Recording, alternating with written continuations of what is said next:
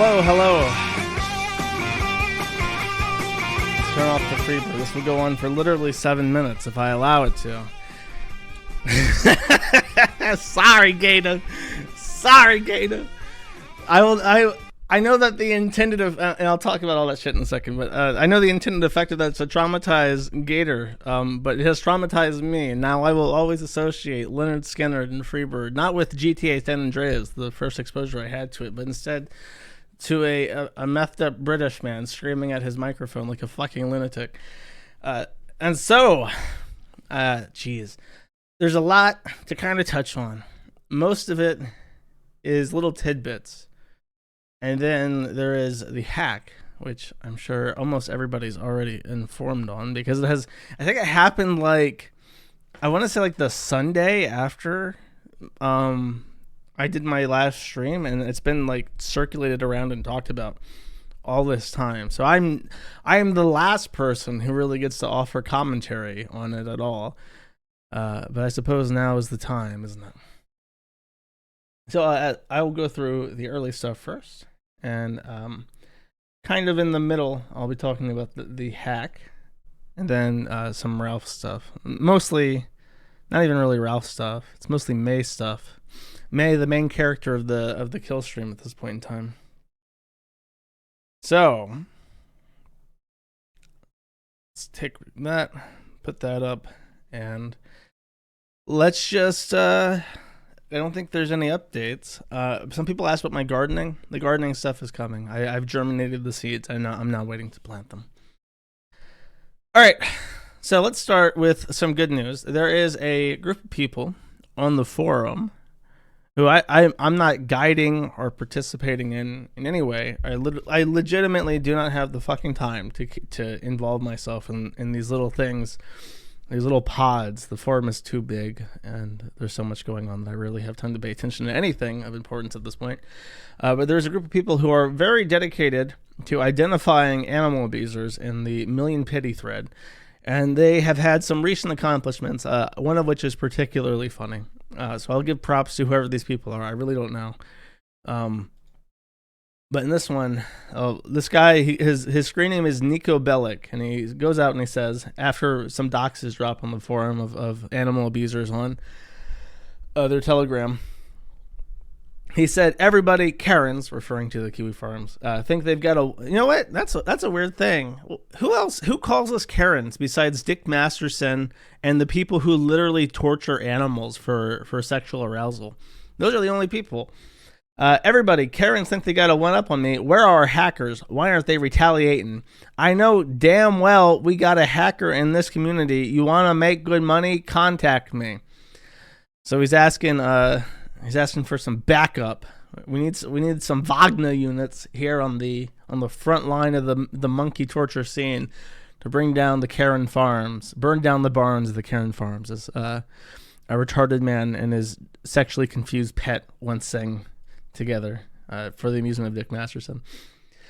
Nico Bellic joins the Kiwi Farms under the very distinct nickname Nick D9393, which I assume that means he's a 29-year-old. Says, "Hey, I gotta give the spokesperson who exposed me. You're fucking hilarious. Another thing, a little bit of your findings are inaccurate. Another thing, I'm a lot of things, but a pedo is not one of them. All I'm trying to do is profit somewhere somebody else is going to fill the void no matter what. It could be Allet worse. Have a good one. You guys will never stop, nor will you understand. Listen, I made my decision as a man, knowing it's damn near selling my soul, but let that be for my to comment on. Nobody said this was right, but shit. You guys go ahead and let me take a look and investigate you. You can sit and act like you're some type of saint, knowing you're not. You guys honestly are barking up the wrong tree, because I could really give a fuck less." So this guy literally tortures animals, not even because he's aroused by it, but because it makes pennies being sold online to like pedophile sadists who are aroused by it. And I honestly, I never really stopped and thought, is there anything lower than a pedophile? But I think if you carry water for a pedophile for like a pittance, that's probably worse. I think it's genuinely worse to be complicit in it. just for like a little bit of money. It is the craziest shit. That's a real moral quandary. I suppose at that point it's like comparing 1 million to 1,000,005. You know, like yeah, I guess in some ways it could technically be considered worse, but the margin here is so small, in terms of the shit scale. You're just kind of like well, you just call it even, call it fair. After this, of course, people looked up the nickname Nick D9393, and they found out that he has a friend finder, a hookup profile, looking for love, sex, heart emoji, tongue out emoji. He says he prefers not to talk about his sexual natures, but also that he's looking for women, trans, or couples, male and female. So he's a tranny fucker. You wonder what kind of people are fucking trannies out there? That's fucking gross. People who torture monkeys for money. That is in the category of people who fuck trannies. Isn't that just bizarre? Someone attached this nice clip here that I think I'll play for everybody for their enjoyment. That's so gay. Homo, you faggot. So you're a queer, aren't you? Fag, queer, faggot. That's the best one. The big guy at the end. He is fucking angry. Faggot. He is into it. Everybody else, they're like, okay, you have to say this really bad word, but try to look like a bully when you do it. That guy is not acting. He ain't pretending. He means it when he says it. All right, it's your animal torture thing for the episode. We're gonna move past it real fast. I front loaded it so we can squeeze on by. This was brought to my attention as the Weebwar 2.0. I don't know if this is Weebwar or Tranimegate or whatever the fuck you want to call it, but a game developer responsible, background and creature artist of the Silent Hill series, retweeted some stuff in Japanese from Matt Walsh talking to that British guy, I think. Oh, no, that's just a troon. Oh, he's on Dr. Phil. I'm sorry. So he's talking to a troon on Dr. Phil, and he's doing his whole, like, women are women, men are men shtick, which pisses people off. And he agrees with this, and he says in the Japanese language, a lot of people are using women just sort of as, like, a neutral term now. At least that's the gist that I've understood. And I said, I don't really agree with that. We should use women for women. And that has pissed off a lot of people. So this is Masahiro Ito, the background and creature artist for the Silent Hill series, on the cusp of a new Silent Hill game, nonetheless. Saying some things which are angering people. I like this quote the most. He says, some Westerners still are attacking me, so I am Brock all of them. And so he has. He says, he says that he's not a transphobia, but he says, please never follow me again, Lamau. And these are some troon reprise. Saying, prostate puncher at Death Reveals says, Masahiro Ito retweeting transphobic stuff, then trying to say, you Westerners just don't get it. Great. Matt Geralt, Hairscenes Wolf, says, Masahiro Ito being a transphobe was not on my 2023 bingo card, but I guess we can't ever have nice things. Masahiro Ito retweeting transphobia is pretty disappointing. Masahiro Ito almost coming out as a bigot because he retweets threads like a fucking idiot is not what I was expecting today. From Nate Trevelyan. From Trevelyan May Cry. It's so funny. Look, okay, I hate fucking anime people, and I hate Japan as a whole. But there is something so deeply cathartic to see the troons and the people of gender seeing things that they like ruined by an ideology that they find distasteful. It's like it's never happened before. And now I'm seeing all the tranime people being like, oh my God, my favorite cartoon character or cartoon designer is a transphobe. It so upsets me. It's like, wow. Man, that's like the time that something I liked was turned gay and black for no apparent fucking reason. That's really awesome. That's really agreeable. I like that a lot. So good on. I feel some release. Masahiro Ito retweeting gross transphobia pyramid head belongs to trans people now. Bite me. Oh, he doesn't know how to use a comma. He's trying to say pyramid head now belongs to trans people now. Bite me. I've never played Silent Hill, but I have seen a lot of clips because Silent Hill 2 is like one of the most famous and popular games ever, especially in the horror genre. I'm pretty sure that when Pyramid Head is tricked, he takes out a giant wooden spike and stabs himself through the heart Am I like misremembering that? Doesn't he kill himself when he gets tricked, when he gets bamboozled enough? Is this why the trans people get to claim them as their own? I don't know anything about this. That's just what I remember in my head. Maybe I'm wrong. That's what springs to mind from the trans music well in the back of my head. He's also a grapist, someone says in chat. Oh, well, the stars are just aligning here. Squidge says, wake up. See Masahiro Ito, artist for Silent Hill, retweeting Matt Walsh, transphobia. Go back to bed. Masahiro Ito, Andrea Love, let's golf, lesbian, let's golf. Feo Ultima says, doesn't Feo mean ugly? He's the ultimate ugly that is into lesbians. That's a troon for sure. Masahiro Ito, Silent Hill monster designer, retweets a translation of Walsh's bioessentialist. Oh, that's a great word. That's a great word I'm happy to adopt. Bioessentialism. Yes, you are what you are. You cannot change that. Don't fucking cry about it. Get over it. Bioessentialist transphobic nonsense that defines trans women as offensive dress-up and then blames Westerners for calling him out on it by suggesting they don't understand Japanese. Of course. Cry about it, Riddle boy. Cry. Also on the True and L's, this is up for some debate. Desmond is amazing, the famous little boy who was indoctrinated into the cult of gender at like the age of 6, and then started twerking and dress up in front of like grown men, has retired his persona, Desmond. It's actually not a famous, like I had to really dig to find this article from the Los Angeles Blade. And by this guy of a very questionable phenotype who writes for the is an LGBT columnist. That phenotype is the most suspect phenotype I've ever seen in my entire life. And unfortunately, he's not famous enough to actually figure out what the fuck he is. But he just says in one line that they're retiring the Desmond alter ego. And it makes me, people in the thread immediately suggested he's like, I don't know how old he is now. He started at age 8. And I think he's probably in his mid-teens now. And I bet you it's just, he's too old. They want a little boy. They don't want like a teenager. They don't want like a boy who's hit puberty. They want like a little boy. So now he's hit a pedophile twink death, I guess. And the drag people are done with him. So he has to find something else to do, some new grift to make ends meet. He's been graduated, to borrow a term. sorry kid, you're 13 now, time to graduate. The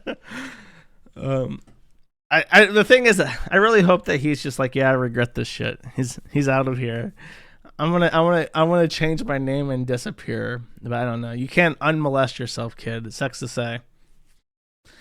It's the same thing that happened to Milo. Maybe he can make a career in blackmail. Hey, that's a great idea. He kind of has that Milo look to him, too. I wonder if he's like half Greek, half Jewish. He is Jewish, isn't he? Am I misremembering that as well? I must be. I've been listening to German music today. I must have lost my mind. I'm seeing phenotypes everywhere right now. So that's that. Also, a little update. I talked about how Jack Scalfani had a double-sided stroke. He's still in hospice, recovering. He has not been released to his home yet because he can't stand. So he is paralyzed. I don't know from where down, but he cannot use his legs. And it's unknown if he's going to recover. Obviously, with health conditions, you can never be 100% certain. But I think a lot of people said that it's possible he will recover. Or even probable that he will recover. It's hard to say. He looks really bad, though. Like, my dude needs to take care of himself because that fucking macaroni cheese stuff, macaroni jello concoctions he's been eating is putting him into an early grave. Time for some hospital food recipes, y'all. Oh yeah, this is great. I learned this from my from the woman who lives next door to me. She's there because she's morbidly obese. Never trust a skinny cook. Am I right? So we hope. I mean I don't have anything against Jack Scalfani. I know he's one of those people that people like get really A-loggy about. And it's like he beats his son Bart Simpson style. But I can't foster any animus towards him. I hope he does well. Hope he comes back and makes a big bowl of Wanda's macaroni salad. Wanda's macaroni salad is from the other lady. the really, really fat lady, the Aunt Myrna's something. What was it? Aunt Myrna's. Yeah, Simply Sarah. Simply Sarah was the one with the Wanda macaroni salad. Aunt Myrna was the thing that Jack Scalfani made. Cheese salad. That's it. Easy mistake to make. I'm only off by 3,000 calories, but in my head it's very similar. Also very suspiciously timed, and for an update, I mentioned AVGN, and I mentioned that his company is Screenwave. I mentioned how Matt Matai parted ways, and his videos have been in decline ever since.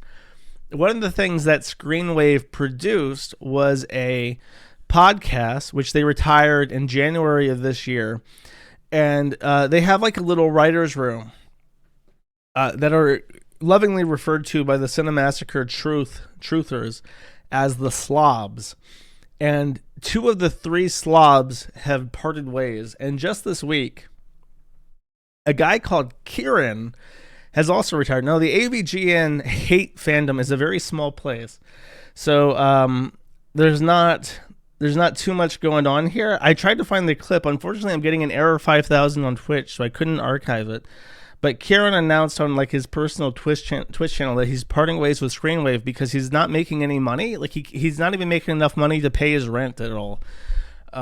So of the 3 slobs, only a man named Silverman is left with the Cinemassacre Screenwave group. So I don't know what's going on with James. I mean, based on his book, I've actually,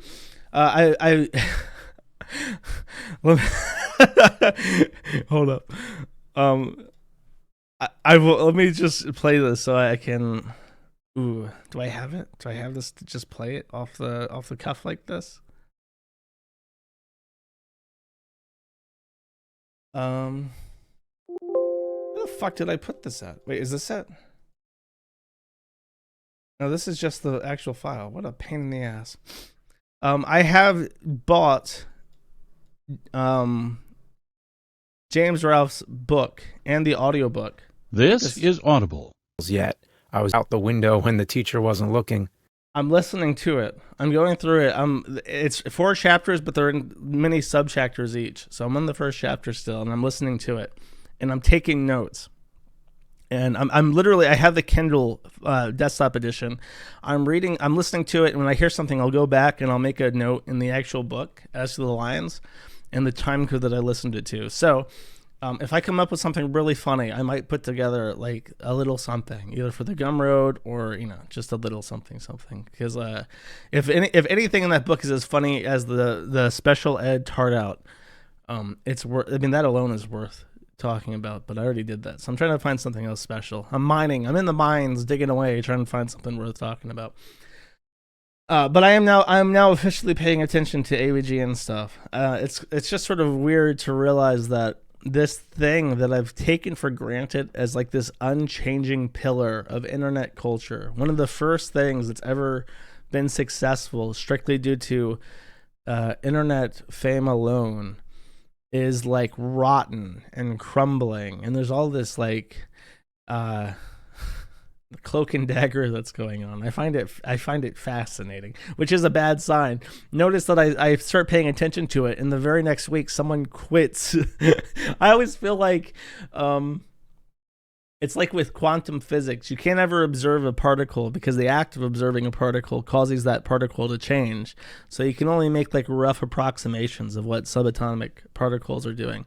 It feels like that. It feels like as I look at something, entropy is added into it, and it changes just as a result of me looking at something. It's a very strange feeling. It could have something to do with the fact that when I stream, thousands of people watch it, and I'm not entirely adjusted to that fact yet. Like, I'll say something just offhandedly. I'll be like, "Oh yeah, I heard about this, and I don't have a full opinion yet, but this is like my first impression." It will like be clipped out by somebody and then packaged and sent to that person. And then it'll be dressed up. "Did you know Null of Kiwi Farms said this about you?" And then that person will be like, "Oh my God, not Kiwi Farms. The owner himself is thinking about me." and then he'll react to it and like spaz out like that guy who hugged his Chinese wife after he beat something in like GoldenEye 64, and I bullied him, and he had like this huge long community post crying about it and deleted his like magnum opus of speedrunning that he worked years for, like off YouTube. I'm just thinking like I wasn't trying to do all that now. I was just trying to make light of this thing that I thought was really funny. I wasn't trying to destroy your marriage and your confidence and your hobby or anything. It's very strange to me, and it harkens back to one of the core problems of the forum, is that when it was young, it was just a little thing where people could get away with a lot more, and everything was kind of flexible and chill and stuff. And then as it got bigger, the very act of like making a thread and talking about somebody would cause them to change or hide or do something different. It's just, it kind of sucks. But I really sat down and I thought about it. And I thought like, well, what can I do to stem this reaction? And one of the things that it was suggested is, why not have like a secret forum that's not public?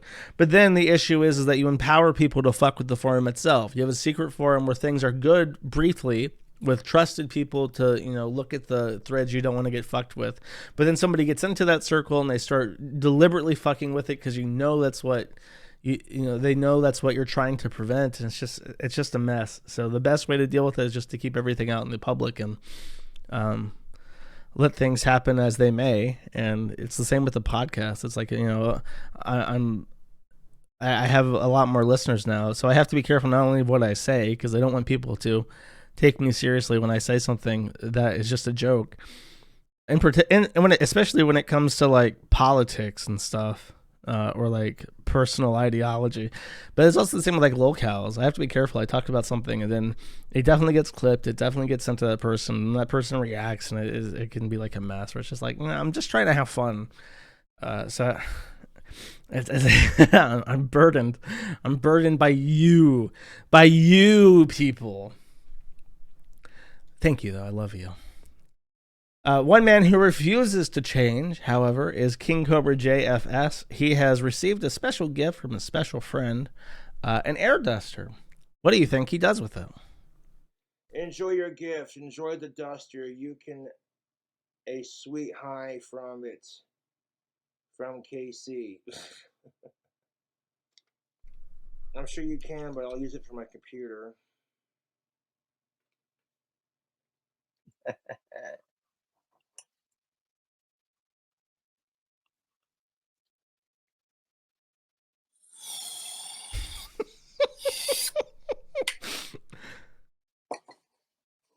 It makes you fucking sad. It does. It makes my trolls beyond fucking sad. In case you're wondering, I believe that the high you get from air dusters is suffocation. Like, it knocks the oxygen out of your lungs, and you're not actually getting a chemical stimulation. You're suffocating yourself, and it's like it's causing you to like pass out or something. So it's really dangerous. You can properly kill yourself with that shit. Oh, I'm walking on sunshine. Yeah, that's the best. That was the best. Oh my God. Intervention was such a great show. Talk about white trash TLC shows that I loved. Intervention was up there as one of the best. Walking on Sunshine was... I'm sorry. Like, drug abuse is not funny. It's really sad to see someone get fucked up and ruin their whole life. But when the high is like followed by the sound of an aerosol spray can, like a duster, it's just comic. It's just really funny. It's a very silly sound. It's like a clown filling up a balloon or something, but instead of a clown filling up a balloon, it's a young woman killing herself very slowly with an aerosol spray. It's kind of fucked up if you think about it. The walking... Okay.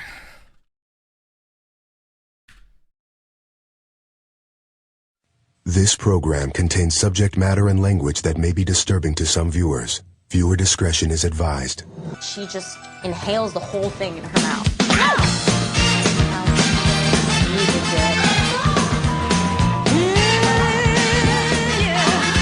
Like I'm walking on sunshine.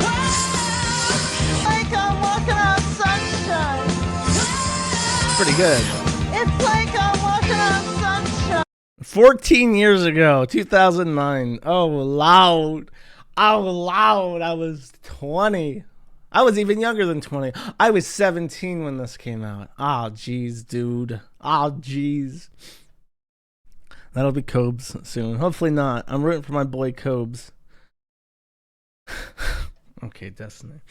You know what's funny is I had that talk with Destiny, and he didn't even clip it for his channel. Like, he didn't want to have me on his channel, so he just, like, I think he completely removed any indication that we've ever talked and hit it. Oh my god. Chat. A bald spot on my beard has grown in. What does this mean? How has this happened? I've had this bald spot on my beard on the underside of my jaw my entire life, and now it's filled in completely with hair. How? Am I hallucinating? I can't.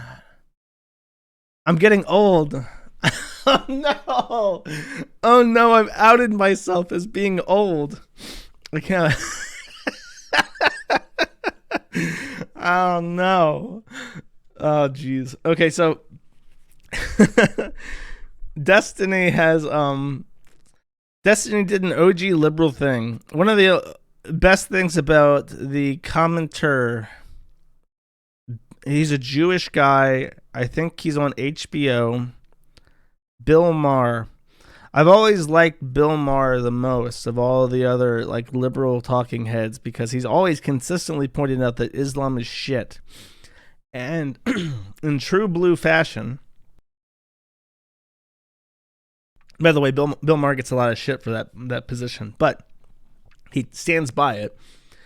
But that's just because he's like such a mega fedora tipper that he hates all religion, but he maintains, like, a lot of people will be like, Christianity is so stupid. Christianity is so stupid. I can't believe our country is run by the theocrat fascists that think the Jew on the stick is like a real thing. It's so made up. And then like, mashallah, Allah is the one true God, and Prophet Muhammad is his prophet. And mashallah, inshallah. And we don't want to offend all of our Muslim friends from the Middle East, all the refugees. Ooh. Oh, by the way, someone paid me $4,000 in Bitcoin to say uwu on stream. So I've just reminded myself to do that on accident by using it organically. All the poor refugees, uwu. And Destiny is more Bill Maher aligned, where his fedora is stronger than his refugee, innocent small bean uwu protection mode. So he comes out here and he says, mate, you're the one with Tate's Dick Lodge, Suleiman Ahmed says, this is why you can never trust liberals. You are at the bottom of their hierarchy. They will attack and disown you based on their own agenda. Destiny is too afraid to do this with other communities as he knows he will be canceled. Destiny replies saying, mate, you are the one with Tate's Dick lodged firmly down your throat as you tell a lie after lie on public and private shows to exonerate your new Islab Muslim. I made fun of all kinds of communities online, and you have zero idea who you are talking to. Abu Hafsa says, Christians, the amount of disrespect towards Jesus you're letting slide is pretty messed up. No wonder your community is flocking to Islam. Destiny replies saying, yeah, we should be more like Muslims online and threaten to attack them in real life when they make fun of our prophet. And then he posts this little 3D resolution of the Prophet Muhammad with 9-year-old, I assume 9-year-old Aisha. And then Enes the pig from, don't correct me, Argentina. Sorry, okay, so I got distracted by the flag. Now, listen up. I see a lot of people laughing at this in chat. I want to remind all of you right now that if you are laughing at this from the EU, you are committing ein Hasspostings. Das ist verboten. Cease immediately. And I cite ES versus Austria 2018, where the Court of Human Rights in the EU upheld an Austrian court's decision that calling the Prophet Muhammad a pedophile is Hasspostings and verboten and can carry a jail sentence. So all of you people saying that the Prophet Muhammad is a pedophile, you are actually in violation of Austrian probably also German and EU hate speech laws in general. Very, very bad. I cannot believe all this crime happening. We have to protect our free and open societies by arresting people who make fun of an absurd foreign religion that was chaired by a warlord pedophile. At all costs.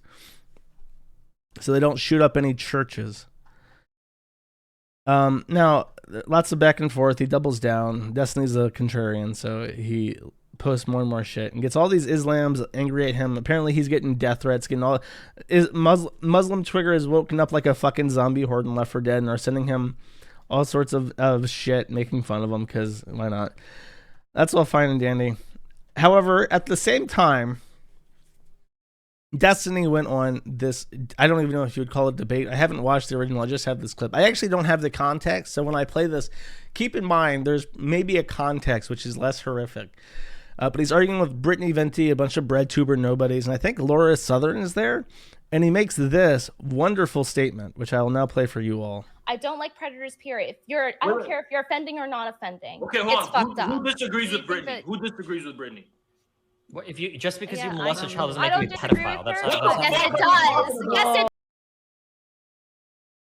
Look, I'm replay that. Look at everybody's face.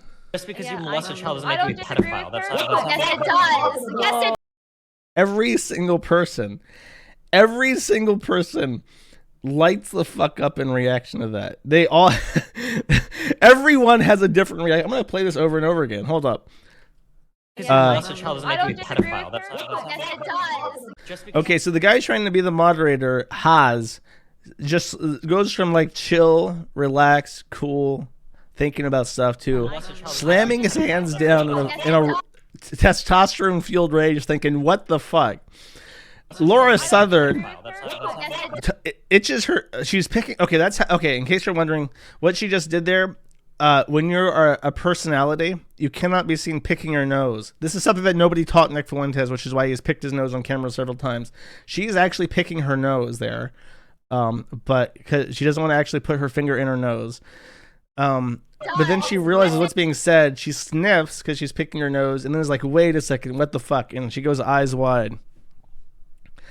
And she's using both fingers so that it looks like a more natural face touching thing. But that is definitely, she's got a boogie up in there and she's itching for it. And this is how rich people pick their nose without looking like they're picking their nose. Brittany Venti. Brittany Venti has realized that she just kill shotted Destiny with his own stupid words. Actually, speaking of Destiny, look at his reaction as he gets dogpiled by 1, 2, 3, 4, 5, 6, 7, 8 people at once, and it's just like, God fucking damn it. I can't believe I just said that. Whoever the fuck Ashton Birdie is, she goes from quiet throughout this and starts saying something there. I think this woman dies, Lee Ansar. She dies. She tips over. She's lost. Her spine has collapsed due to what Destiny has said. Nina Infinity, who looks very Puerto Rican, just says, "Whoa!" She has the most tame of all reactions. Stardust of Jimquisition fame. Her eyes just widen. She has no reaction. Her eyes widen and looks around like what? She doesn't even. She doesn't know what to say. And then whoever the fuck Chrissy Meyer is.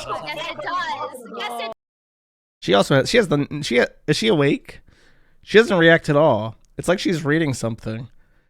This woman is clocked out of this conversation. She's not paying attention. She has zero reaction. She's the only one who was not actually invested in what was going on with this 9-person panel. So there you go. That is your 5 minutes of analysis of a 12-second clip. I'm trying to think, like, what could he possibly be saying to make that context not completely retarded? I suppose in the most like technical debate bro sense possible.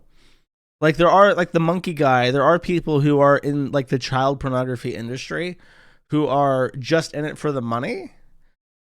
It could be alluding to that. There are sex pests, I think like the Nightwalker in LA decades ago. He raped everything from like little kids to 80-year-old women. He went from like white boys under the age of 10 to Chinese grandmas. So that guy did not have a preference of people. He just liked to cause pain. He liked to kill people. I guess in that sense, you could be, not a pedophile, but I mean, that's like the smallest edge case minority of that demographic possible, to the point where it's not even worth mentioning unless you're doing some sort of like serious medical introspection of the causes of sex abuse. You know what I mean? It's like, why even, I don't know what they're debating, but why even bring that up as a point? Because it's like so edge.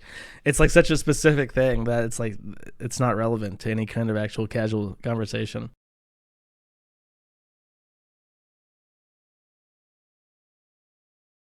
Oh, Chrissy was the one who, she asked about the mom clip because she read a super chat and Ralph lost his mind and burned that bridge with him. Oh yeah. So that's the Destiny clip. He's having fun with Islam and making stupid ass statements about how pedophiles aren't pedophiles or whatever the fuck. Also having fun. By the way, this was almost a cow crossover if only the stars had aligned. Patrick S. Tomlinson went to Mexico. He's having a great time, I think, even down in Cancun. I'm not sure where in particular he went to. But he disappeared, leaving many people to wonder, where is Patrick? Now, you could just say, well, he's having a nice vacation. Obviously, you go on vacation, you turn off your phone, or at least you turn off notifications except for emergencies, that kind of stuff. But no, Patrick isn't the type of person to enjoy a nice trip to Cancun. He did bring his phone, and he did intend to use it. However, Samsung advertised that their flip phone, because he has one of those touchscreens that are also like folding, they make like a clamshell. They advertise it as being water resistant. And he goes, I am very athletic. I love to swim. And I would love to take my phone with me as I swim. This new Samsung water-resistant phone seems to be the thing for me. And since I am a successful author, Stalker Child, I will buy myself an $1,800 top-of-the-line phone to take with me on my trip to Cancun, child. Then he dipped into the salty waters of the Gulf of Mexico and his phone was destroyed because, as it turns out, water resistant does not mean water resistant in salt water, and it most certainly doesn't mean waterproof, as in you can swim with your fucking phone, you fat dipshit. So he has completely destroyed his phone, and he is threatening Samsung with a lawsuit if you do not file or give me a free phone due to your spurious false advertising, Stalker Child, Stalker Phone Company. And I wish him luck on that. He's like legit chimping out on Twitter saying, no, this is false advertising. You got to give me a phone now. You got to pay me back. This is bullshit. I'm going to sue you. So I'll keep track of that. If he decides to file a lawsuit against Samsung, I will be sure to mention it. By the way, everyone's making fun of him on Twitter, and he's replying to all of them saying, no, child, it is not. I don't have to know the specifications of what being water resistant is, Stalker Child. What's actually funny is that those flip phones are notoriously fragile because you're folding a piece of fucking glass. Like, how could it possibly be as strong as a regular phone? And the main thing is that they get criticized for being not water resistant at all. You drop them in a bowl of water, you get it wet in the rain, your clothes get wet and you have it in your pocket, it would short and break. So the reason why they advertise it as being water resistant is that it was more water resistant than a normal new clamshell phone, but it's still not as water resistant as any typical smartphone with a regular screen. So that's your Patrick update. Now, I've decided that it would be a good idea to every so often, every stream, kind of do some trawling, try to find somebody on the forum that I've never talked about. There's thousands of threads, and I kind of hit the same beats, and sometimes something new comes up that's a really big deal, and I'll talk about that. But I thought, I should probably take a moment to talk about someone that I almost never talk about. And so, just kind of stumbling upon this at random on YouTube, I have someone I think I've only mentioned once or twice ever, Eugenia Cooney. She's apparently getting a lot of attention on YouTube right now because she is in the late stages of her fucking eating disorder. And I would just like to show you what she looks like. Want to film as my next video yet? I think I'm going to try to hopefully film something tomorrow though. So yeah, so I don't know if I'll stream tomorrow or not. I might still try to, we'll see. So her story is kind of interesting. She was normal or like thin, like already kind of eating disorder, but not skelly mode. And then she got like called out. Then she did become anorexic, like super hard. And then she got a lot of attention by people like Keemstar about her weight. And then she gained some of it back. She was looking like she was on the right track for a bit. Keemstar hailed this as like his good deed. And then she's gone even worse. She is like properly flopped. And I kind of want to stress that if anyone is to ever beat a... look, this person tried to make this a short by using the short hashtag, but it's in 19 or 16 by 9 instead of 9 by 16, which is necessary. That's funny. I just noticed that. If someone's going to beat addiction, they have to win it for themselves. You can't like cyberbully people into taking care of themselves. Fat. Be nice. Be nice. Stop trying to kill people. And then there's this. See, there's one thing about Eugenia Cooney that was revealed to me that I find interesting. And I think it really is important to highlight why she does this. I'm sure she genuinely has an eating disorder. I don't think you could do this to yourself unless you had the underlying issue. But she is highly motivated to continue this eating disorder because it's her main source of money. Obviously, she gets attention and, from all those people who are, oh, I'm so concerned about Eugenia Cooney. Why is Twitch allowing this? And so on and so forth. But the money is not just from that. It's a fetish. This is one of her latest videos. She's going bowling. So you can see she's in skelly mode. She's cut off her head so you can focus on her body. One of the weirdest things to know about Eugenia is that her filming is done not by like her boyfriend or whatever. It's done by her mother. Her mother is featured prominently in this. This is her real mother. And she is the one who basically does all her filming that's not done by Eugenia herself or by like a fixed camera. So her mom is like actively enabling all this. And in some videos, she said that Eugenia is perfectly fine and she has no concerns whatsoever with her weight. So I don't know what the fuck her dynamic is with her mother. She's done her mother, now,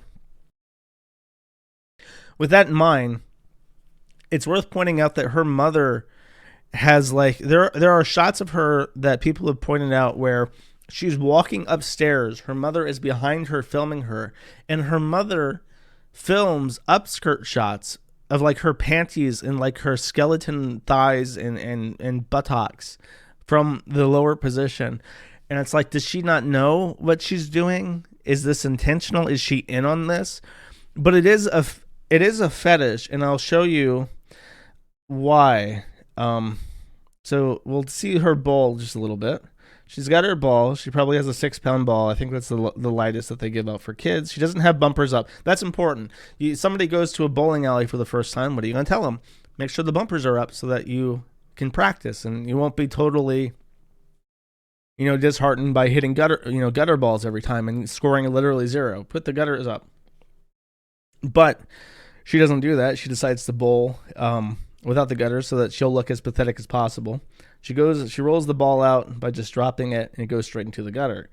And this is the entire video. She does this over and over again. Her mom hits some pins. She doesn't.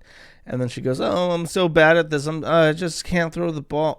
Oomphy, the ball doesn't go down. And then it goes straight into the gutter. Oh, I'm so shit. I'm so retarded and shit and weak. Oh, oomphy doodles. And that is the fetish. In all of her videos, it revolves around Eugenia doing something that involves some like physical activity over and over again that she is incapable of doing, or puts on the facade of being incapable of doing, because of her malnutrition.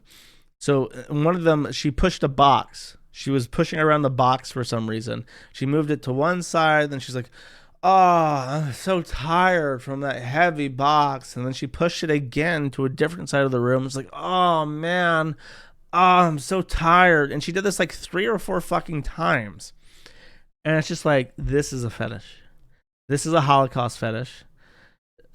This is for men who are, for whatever reason, attracted to people who are like so anorexic that they're unable to take care of themselves. And I actually think it's the exact opposite side of like whale hunters, who are like, because they want fat people who are so fat that they can't take care of themselves. So they're like beholden to their whim.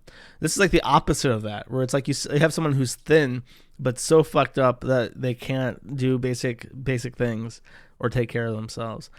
And it's very weird. That revelation kind of ruins it, kind of spoils the interest. But it is, I think that her mom's participation in it is the worst thing. By the way, one of the other funny things about this is, number one, okay, let me, as an aside, I don't know what the fuck the deal is with the giant ass televisions, but at some point they're trying to get the balls out of the dispenser, and there's fucking advertisements on the controls. So you pay for a bowling alley, you're in there, they have 27 massive TV screens on, and then they have ad space by the ball controls.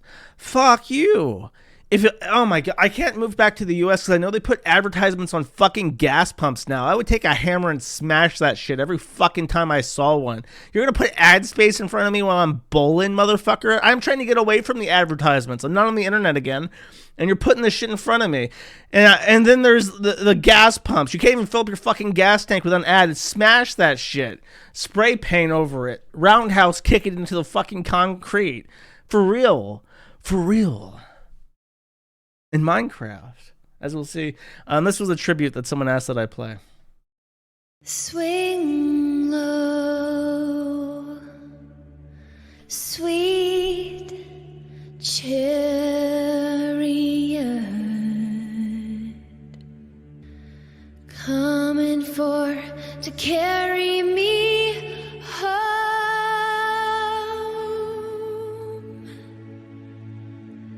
Swing low, sweet chariot,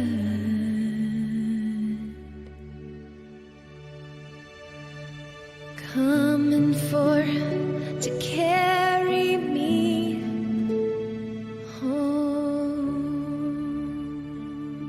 Children are dying every day from hunger and sickness. Innocent children, just like this one. I think that's Ashley Isaacs. These children are facing death right now.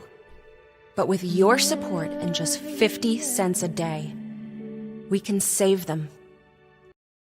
In case you're wondering, in case you're new, this is Ashley Isaacs. She is the premier, foremost Skelly Queen, also known as the Lich Queen. And my inside joke is that Ashley Isaacs has been in this state of utter decay for like over a decade now. Nobody knows how she's not dead. From what we understand, she takes a strict regimen of multivitamins and eats like an apple a day. And that's it. And she's managed to stay together. She cannot walk. Like, I think her hair is falling out. She's just basically dead. She's just not going to wake up one day because of how she doesn't eat. But because she's lasted so long in this condition, we say that she's a Lich Queen. She's 3,000 years old. She was born in ancient Egypt and made a cursed deal with Anubis for eternal life. But in exchange, she has to trick young girls into becoming anorexic. And for every year that she steals off somebody else's life by having them become anorexic, by being their thinspo, she gains that in her immortal timeline, her never-ending treadmill of years. So that's what that's a reference to. Very good, thank you. And quick updates on Chantal before I get to the Chudbud stuff. Pete's and Chantal. Pete's decided, because he's now in his new apartment and putting off getting a job forever, he's now trying to get some box to smash. So he decides to go to Plenty of Fish, which from what I understand is the premier dating service. All the best men and women are on Plenty of Fish. Men and women of Pete's caliber, and transgenders as well. So he decides to fill out his thing. And I'll stop. There's something in particular I want to show off, but I'll also read his biography as well.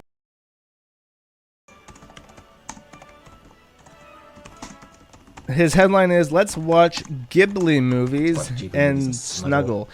Yeah, I don't know what it is. I think I've made this joke before, but when a guy is like, "I just want to like watch movies and smoke weed and cuddle, bro," that is like way more gross and scary. I'm pretty sure that's more of a red flag than, "I'm just looking for some fucking box to smash. Hit me up, HMU, bro. I'm just looking to fucking smash some box."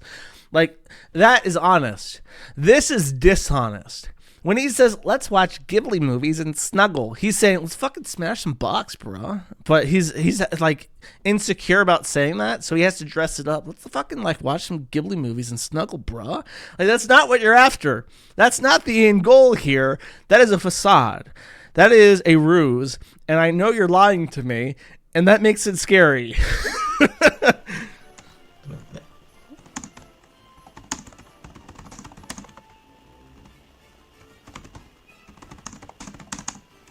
Oh, he says, "What's one or two things you want people to know about you?" He's not reading this aloud. I suppose he is not, he doesn't have the confidence to actually articulate these words into spoken language. Says, "I'm going to work in a library and also be a woman."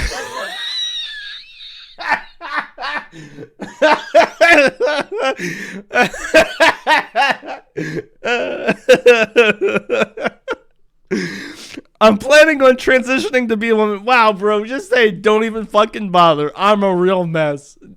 I'm all fucked up. "I'm just not comfortable identifying as one yet. I love Star Trek and Studio Ghibli." This is the second Studio Ghibli mention. And then he has to fill in his phone number to get a two-factor authentication. Let's just punch in that phone number real quick. Get that two-factor authentication code. Wait a second. I'm streaming. Uh-oh. He just tried to cover it. He starts getting called. He's in text messages, and then he rage quits. Oh, spoiler alert.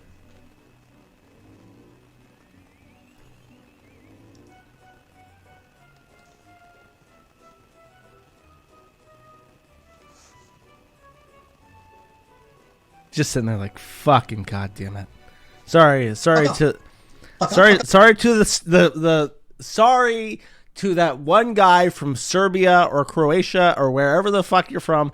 He's just sitting there and brooding and thinking, God effing G-D fucking damn it, okay? Fuck off. Fuck off, fuck off, fuck off, fuck off, fuck off, alright? Do fucking not call me or text me or fucking anything.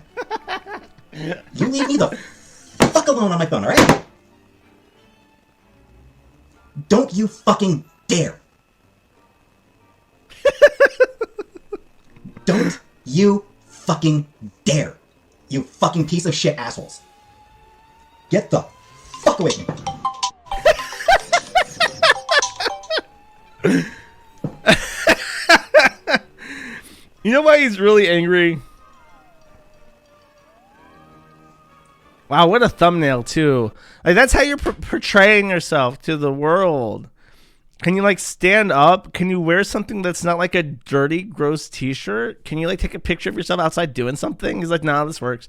And then you see underneath that, "Let's snuggle and watch Studio Ghibli." And then underneath that, "I want to be a woman." Like, bro, you're intentionally setting yourself up to be alone just to prove to yourself that nobody wants you. Thanks for making it fucking impossible for me to have a good fucking time. That's it. Shoutouts to Piggy, the best clipper on YouTube for Chantal stuff. I hope I think this stuff gets uploaded to the forum too, but Piggy's pretty good, and she doesn't add stupid shit to the fucking video.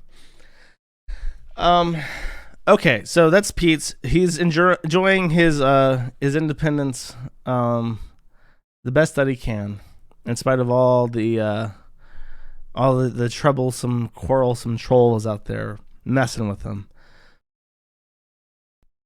And meanwhile, Chantal has made it. I'm not going to play any video for this. You're just going to hear me regale you with this story.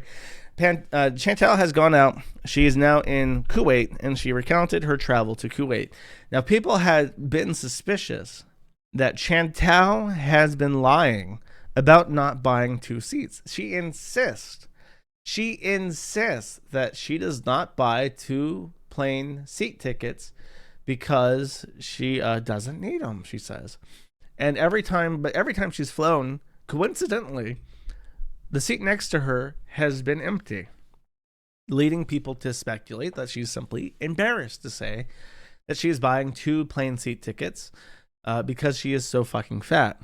However, either she has now run out of luck, or she just this time has run out of money, because as we covered on the last stream, her super chats are drying up really hard. She is just not opting to buy a second plane seat ticket anymore. So she was to be seated in the middle seat on a 12-hour flight from Toronto to Kuwait City. And when the man arrived to take his window seat, he realized that there was a 400-pound woman in the middle seat, and it became clear to everyone on Qatar Airlines that this was simply not going to work out. So, and I'm not bullshitting you, she actually explained that this is what happened. They pulled her out of that seat. They held an emergency meeting where flight coordinators got together and tried to figure out how they could rearrange the seating to work, to fit this woman. They delayed the flight for an hour, a full hour, she said, I think. Not 30 minutes, a full hour. They delayed it for a full hour, rearranged a bunch of people, and found a way for her to sit next to an empty seat. Because she either just does not give a fuck about other people, and she was like, oh, they're so nice. And it's like, no, it doesn't register to her fucking brain at all that other people have been inconvenienced massively by her fatness and her shamelessness in not buying a second seat ticket for her left butt cheek. It's just like, wow, Qatar Airlines is just the best airlines. Totally oblivious to the, like, if you have it's a transcontinental flight, so there's going to be hundreds of people in that plane, and they each lost an extra hour off their life because of her rudeness. And she made it. She just had some fun on the airplane. So I'm just relaying that for you. And with that, boys and girls, guess what time it is? Guess just in time for the numbers of the stream to pick up. Everyone knows what's coming, so they're filling in. Let me get a sip of water before I start doing this. There's going to be a lot of reading for this segment, so I got my handy dandy water bottle here.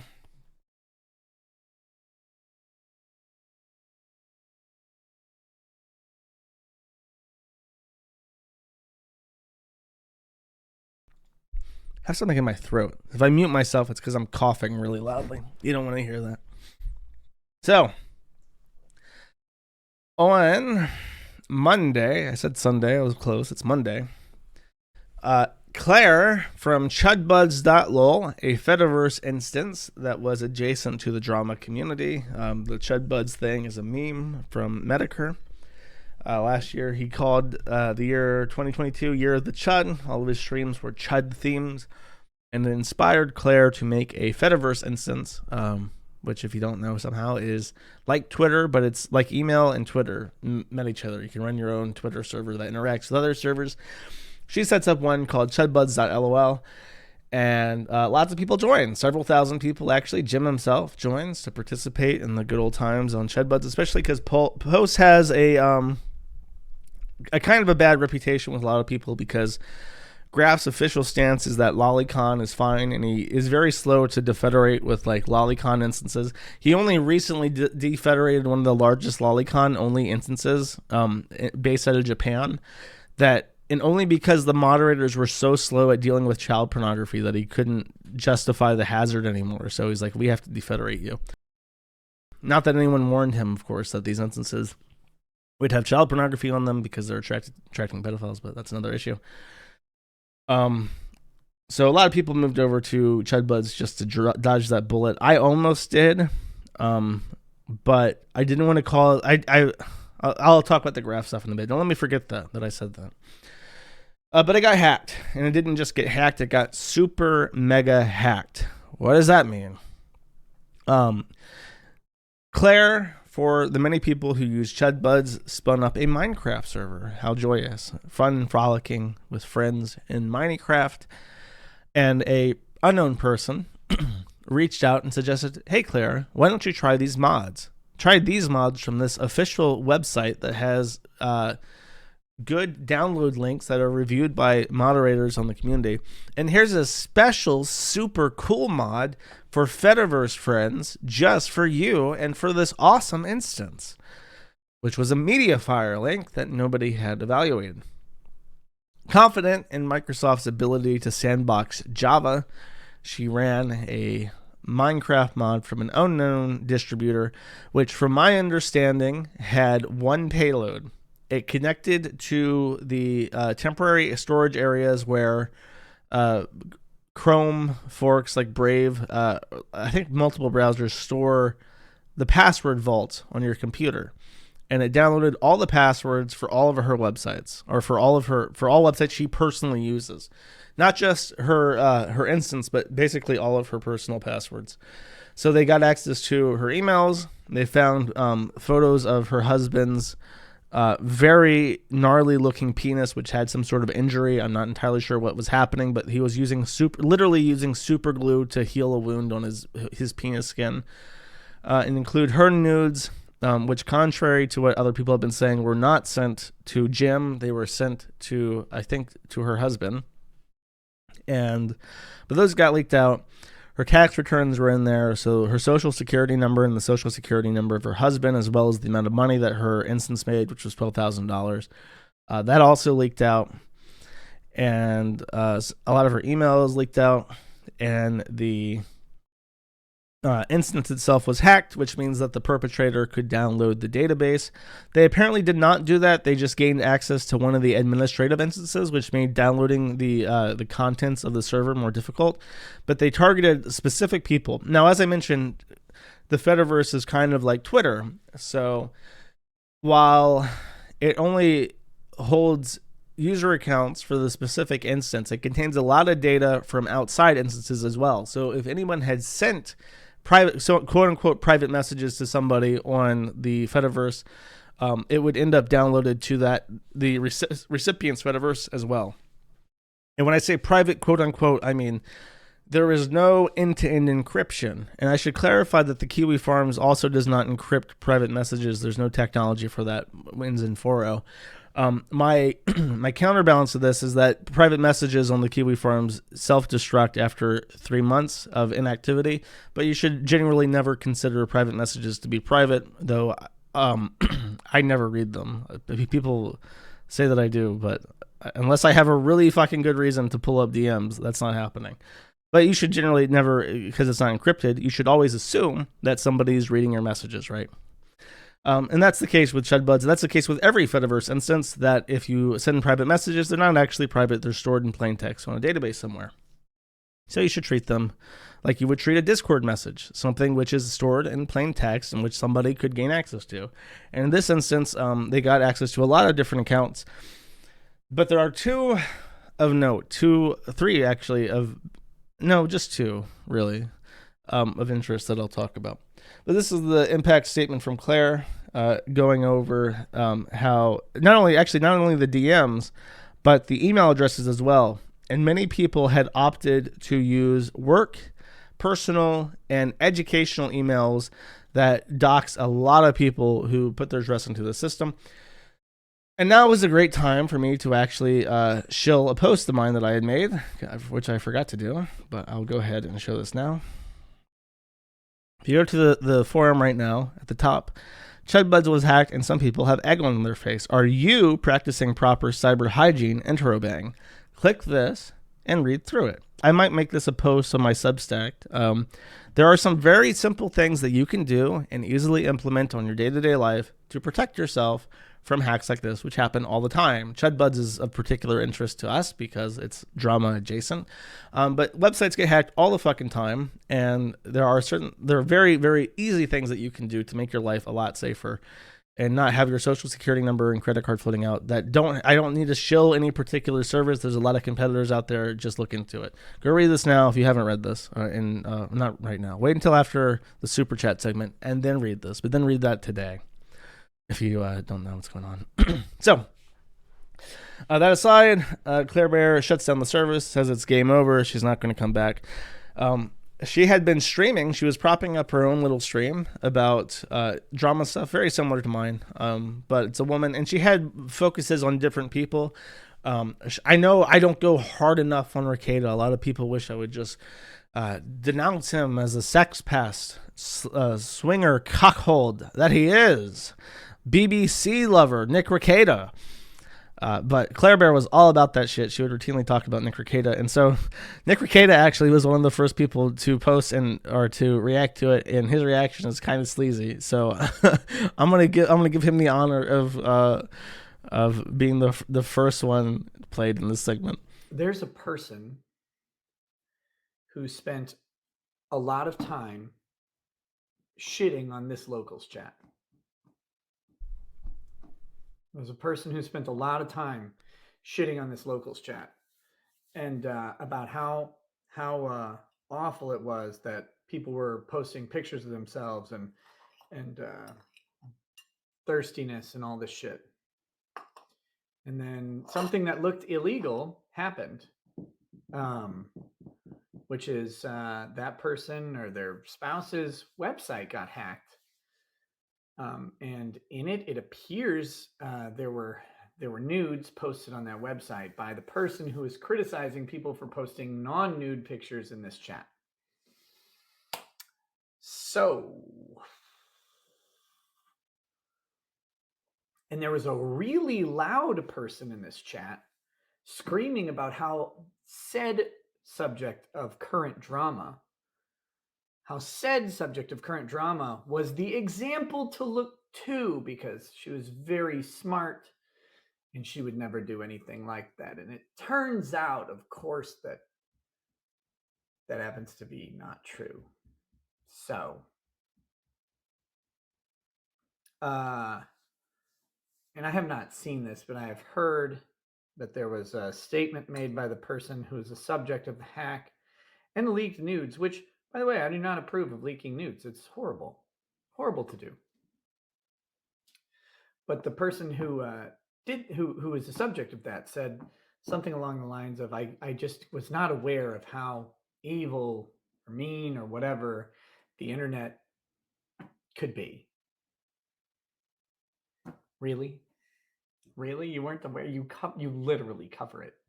That's actually what you talk about. So, yeah. Okay, I'll cut it there. Number one, to clarify, as I mentioned before, Claire did not send nudes to random people. She sent them to her husband, and they were leaked. So it's not the same as like a locals chat where lots of people are dumping nudes as in some sort of weird nude sharing orgy. It's a bit of a false equivalence, to say the least. He sounds very happy here, which I find is a bit of a dick move. I honestly don't think that there are, besides very select people who I would actually advocate, be happy if they just fucking drop dead. There's nobody not even Ralph. There's nobody I can think of who deserves to have all of their privacy intruded in like that. It's very sad when people have zero expectation of privacy because, like, what, they host a fucking Fediverse instance and do streams that you don't like. Like, that's really shitty. Actually, a lot of people. When I say a lot of people, I mean people specifically in like this person's things. I read through the comments, and one person in particular, number one guy with a clown avatar suggested that I had taken $10,000 from Nick Rekieta.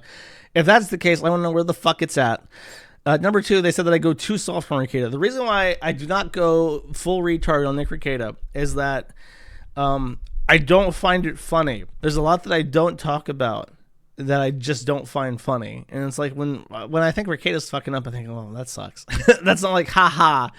But I still talk about it because there is some expectation there that I talk about things, but it just doesn't make me laugh. That's why I don't seem to be at 100% when I talk about Rekieta. It's just like, as they would say in the Weeb Wars community, the Baldo is very funny. By the way, someone put me on the Baldo newsletter for some reason.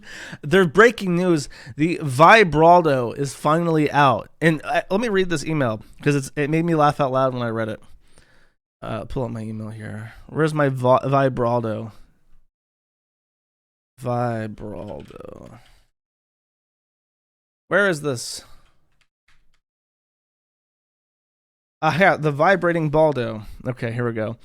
Finally, after 2 long years, we are proud to announce the launch of our this wording is just the most horrific thing I've ever heard. Jim put you on the list a couple months ago during his stream. Are you? Well, I'm getting the emails. Thanks, Jim. Finally, 2 long years, we are proud to announce the launch of our second ball sex product, the Vibaldo. The Vibaldo, pronounced Vibaldo, doesn't just include your #1 request for Baldo to vibrate. It includes all the other improvement requests we've received from you. So it truly is a combination of your requested perfect Baldo TM and powerful vibration system, which provides pleasure for both you and your partner. I can think of nothing I want less than a fucking vibrator on my balls in some kind of like cage. It literally scares me. I feel my testicles retreat into my body just thinking about it. Just the worst fucking thing. The Baldo is funny. The personal decline and seeing him like trample on Claire. Like I know Claire had been fucking with him and making fun of his locals chat and shit, which is his money. It is his money, but when your money is like that shit, I can only feel so bad that people are fucking with it because it's really gross. But as I said, I just don't find it funny because I am more disappointed than anything. Assuming that it's not all a huge misunderstanding, as I've been led to believe. Now, this is not... Speaking of misunderstandings, the Kiwi Farms Australian Cryptid, the next day, says, hey guys, should I make a Kiwi Farms Minecraft server? I was thinking of making a Kiwi Farms Minecraft server. There used to be one, but it got shut down for whatever reason. If I were to make one, it would definitely be Anarchy, except for the lag machines, obviously. But also, what version should it be? Then we scroll down just a little second, and we got Bew, who is now banned. You're seeing information that only I can see. That his name is crossed out. He says, only if you use this mod pack. There's a suspicious Mediafire link right here. I don't know who added in don't run this, you retards. Either if that was him right before I banned him, or another mod added this. But he actually convinced this fucking retard to run the exact same hack that Claire Bear had ran. And he was informed by DM that he has to urgently change all of his passwords and probably reformat his entire computer. So I had to ban Bew. I will allow Bew to appeal his ban by email, but he should wait like 2 weeks. Don't appeal it now. I'm not going to unban you now. I'm very angry at you, you fuckhead. But for right now, he's banned. So that's one of the first casualties of this. The big casualty, the person who's had all the lights, all the fire drawn on him since this, is a man called Christorian. Isn't he dead? This is not actually Bew. Yeah, actually, as far as we know, it is Bew. Now he's banned from the Kiwi Farms. Hopefully he doesn't kill himself for real this time. The person who had all the fire, all the attention, all the lights drawn to him was Christorian X. A man that I've never mentioned before and didn't actually understood that he existed until people were telling me that he was socking. And then I didn't understand why I should care about that. And the answer is that he embarrassed himself horrifically. Now, this is a long post. I am going to resolve myself to read it all for you, my lovely chat. So I'm going to take a sip of water, and I'm going to get comfy here, and we're going to read.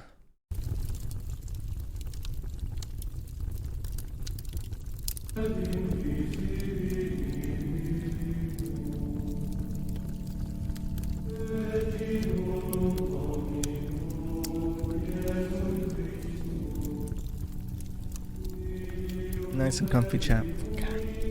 Okay. Hi, Ethan.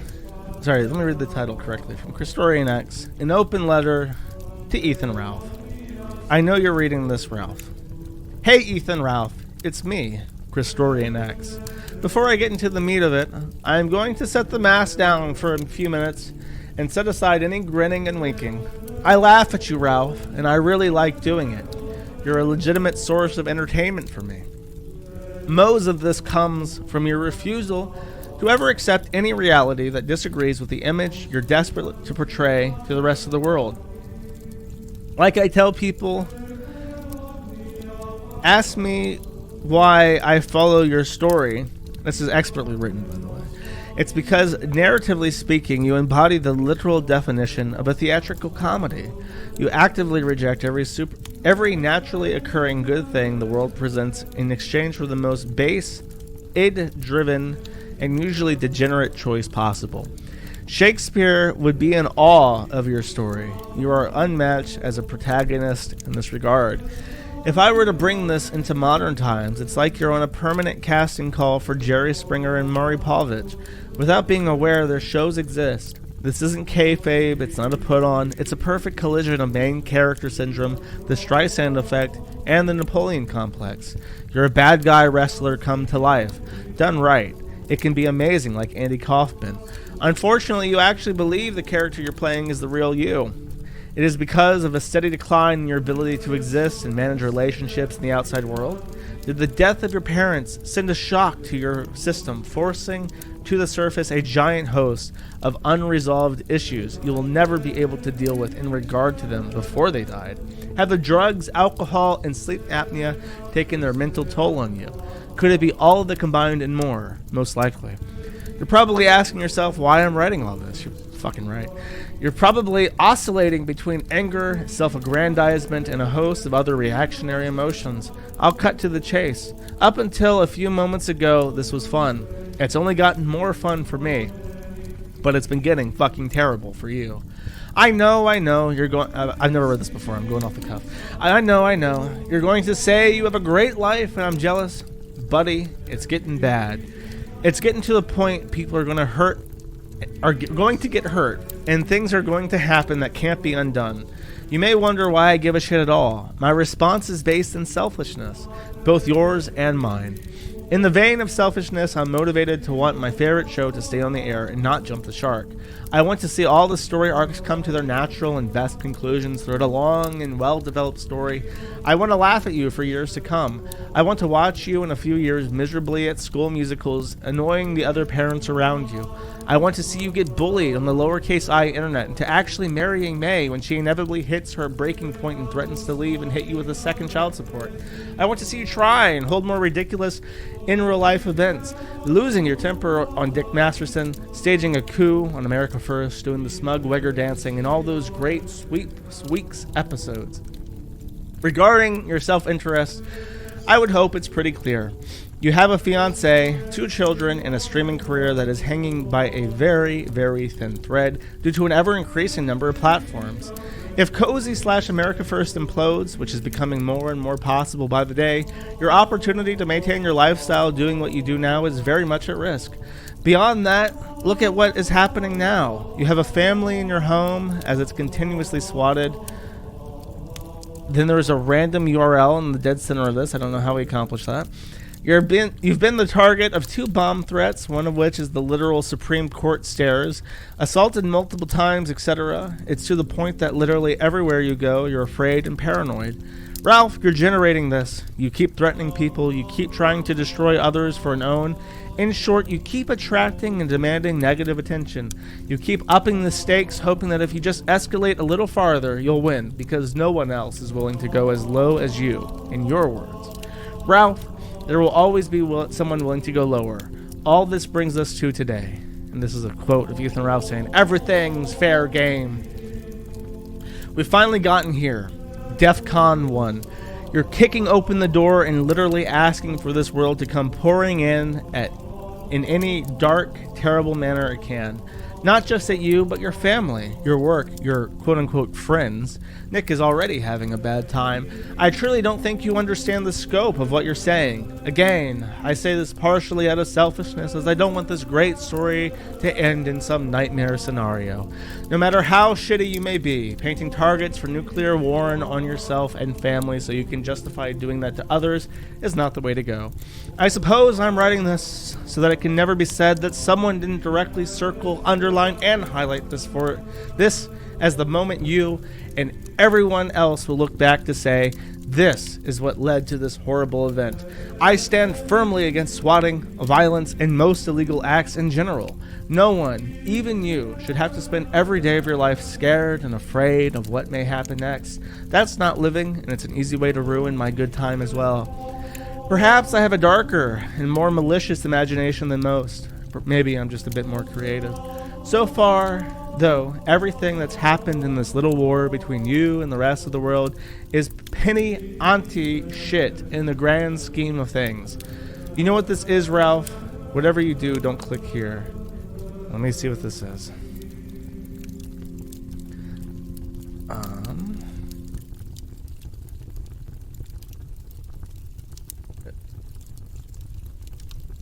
It is a circle around, I believe, Ralph's house. It's a mailing list maker, Ralph. The specs you see preloaded there is a list of every residential address in a CSV format for the ease of mail merges in a 1 mile radius of your current residence. For the low price of $250, someone could have a list of everyone who lives near you within a mile, and their email address if they want to tackle in just a few bucks. Using that list and spending less than what you make in a stream or two, someone could literally mass mail the entire list with literally anything. I'll admit it very honestly. I am capable of being a very shitty and cruel person. The difference is, while I have the ability to think of shitty things, I won't actually do them. I won't endorse them or encourage them either. This isn't tongue-in-cheek. This isn't winking and nodding. This isn't me being facetious. I am simply trying to cut through the shit and make a point here. You think everyone can outsmart the rest of the world, or think you can outsmart the rest of the world, or perhaps you tell yourself there is nothing someone could do that could deter you. I'm trying to tell you that so far, what's occurred is a tickle. Anyone with $15 and a belief that you've gone too far can pull the background report on not just you, but all your family. May, her family, her 2 siblings, her mother, father, grandparents, etc. Every time to escalate, it's been proven the world lowers itself to the challenge. How many more people are you willing to pull into this war? Is it a win? Is a win still a win as you stand on the destruction, everything you have left? For all that you hold dear, Ralph, this is the world parting the clouds and shining down upon you. You're trying to say that you're walking down a path where there will no longer be any winners, just crueler and crueler losers. Stop ruining my show, man. Let's go back to somewhere no one's life gets ruined, but we all get to have fun being assholes and laughing. Your friendly neighborhood A-log, Christorian X. Fetish Roulette replies saying, this better be some kind of copy pasta. So what's very funny about this is that Christorian X, as it has been revealed, as a consequence of his chudbuds.lol messaging, is one of the most involved people in like the gay Ralph trolling shit possible. It's almost impossible to state. He has had, in the leaks, there are 13,000 messages that people have just excavated from him. There are probably more from him. And this is over a course of like a couple months. I think chudbuds.lol spun up in September. So it's been like 6 months and he sent out 13,000 messages that we know about. Every single day he was talking to people, and what he was usually talking to people about was his gay ops. He was a chronic liar, constantly bolstered about his connections and dealings with vicars and other shit that were varying degrees of truthfulness from actual to complete fictition. And he was just obsessed with Ralph. And there are a lot of people who are obsessed with Ralph. And when you talk about the people around Ralph right now, it's a very caustic mix of really, really undesirable losers who are in this kind of like junction where Ralph is so popular and so consistently puts out output of his own demise that there are a lot of people who try to capitalize on it, both in a literal sense with money and in a figurative sense with attention and notoriety. So in a way, his message is true that there are people who are going to go lower and lower to fuck with Ralph, and it's going to become less and less funny as shittier people get involved, which is very close to being the case as it stands right now. But the problem is that Chris X is a retard, and Chris X is also heavily involved. There are like perpetual Discord gay ops, and I'll touch on that just a little bit because I have something to say. But these are some messages that Christorian X sent that people wanted me to read. I'm not going to read this. This is a post, another one of his diatribes about how he wants Ralph to die or whatever the fuck. These are messages that he sent to a woman named Ariel Anime Fan. Ariel Anime Fan is a whore. Ariel Anime Fan is a quote-unquote based whore who whores her asshole on OnlyFans, but also talks about e-drama and anime. That makes her based. So Pit Viper Salesman approaches this actual whore, because Pit Viper is Christorian X. He's like 40 years old, and he approaches this 20-year-old whore and says, "Hey, kiddo." Sorry, what's up, kiddo? And when you're talking about someone that you intend to hit on, when you say hello, kiddo, everything you say thereafter is creepy. Ariel Anime Fan replies saying, what mostly long trolling. If you look in my replies to the long rambling comments of mine, that's long trolling. Lol. What about you? I've been watching. I've been working on some things quietly. You saw how the Adolf Wolf docs blew up nicely. I have a few more coming up. Ariel replies saying, that name sounds familiar. Wasn't Jim talking about him? Yeah. The furry femboy who was Ralph's pay pig and Janny. I dropped his whole docs. So that's his gay op. He's trying to impress a whore with his gay ops against Adol Wolf, who's a retarded man. He says, KAP does great work. He's a cool dude, too. Ariel says, I've had 0 interactions with him, but he does good work, LOL. Indeed, we've chatted a bit. Old school chill guy. She says, lucky you, send him my way as a friend, even though I'm just a bully, LOL. You're too much trouble for him, LOL. Haha. Just the haha thing, too, by the way. Haha. Worski did send me a dick pic, but I don't hate him, so I don't really want to out him, and he'd know it was me, LOL. Roughly, no. Yep, crying emoji. How sad is it? I'm a good flirt. Proud of you. These interactions are unreal. Thanks, lol. It's not tiny like I thought it would be. Ha! Sit on it for a good day, but ew. Ew! He's trying to get her to fuck Andy Worski, bro. What the fuck? But I will tell you, if you drop it on Q Farms, you'd be a legend. You'll have to show a chat with him to prove it, though. She says, I'd never drop it for free. Crying, laughing, LOL. Ha. One day I'm flying you down here for a weekend to do a bourbon tour. Haha. Blah. Sounds good. LOL. No blah. Whiskey bars, cigars, and shit talk. How are the strip clubs down there? P. Are you stripping? No judgment. Just curious. No, LOL. Not that I have a problem with it. It's just not for me. Plus, it's actually hard. I did one video stripping on my Fansly. Ha.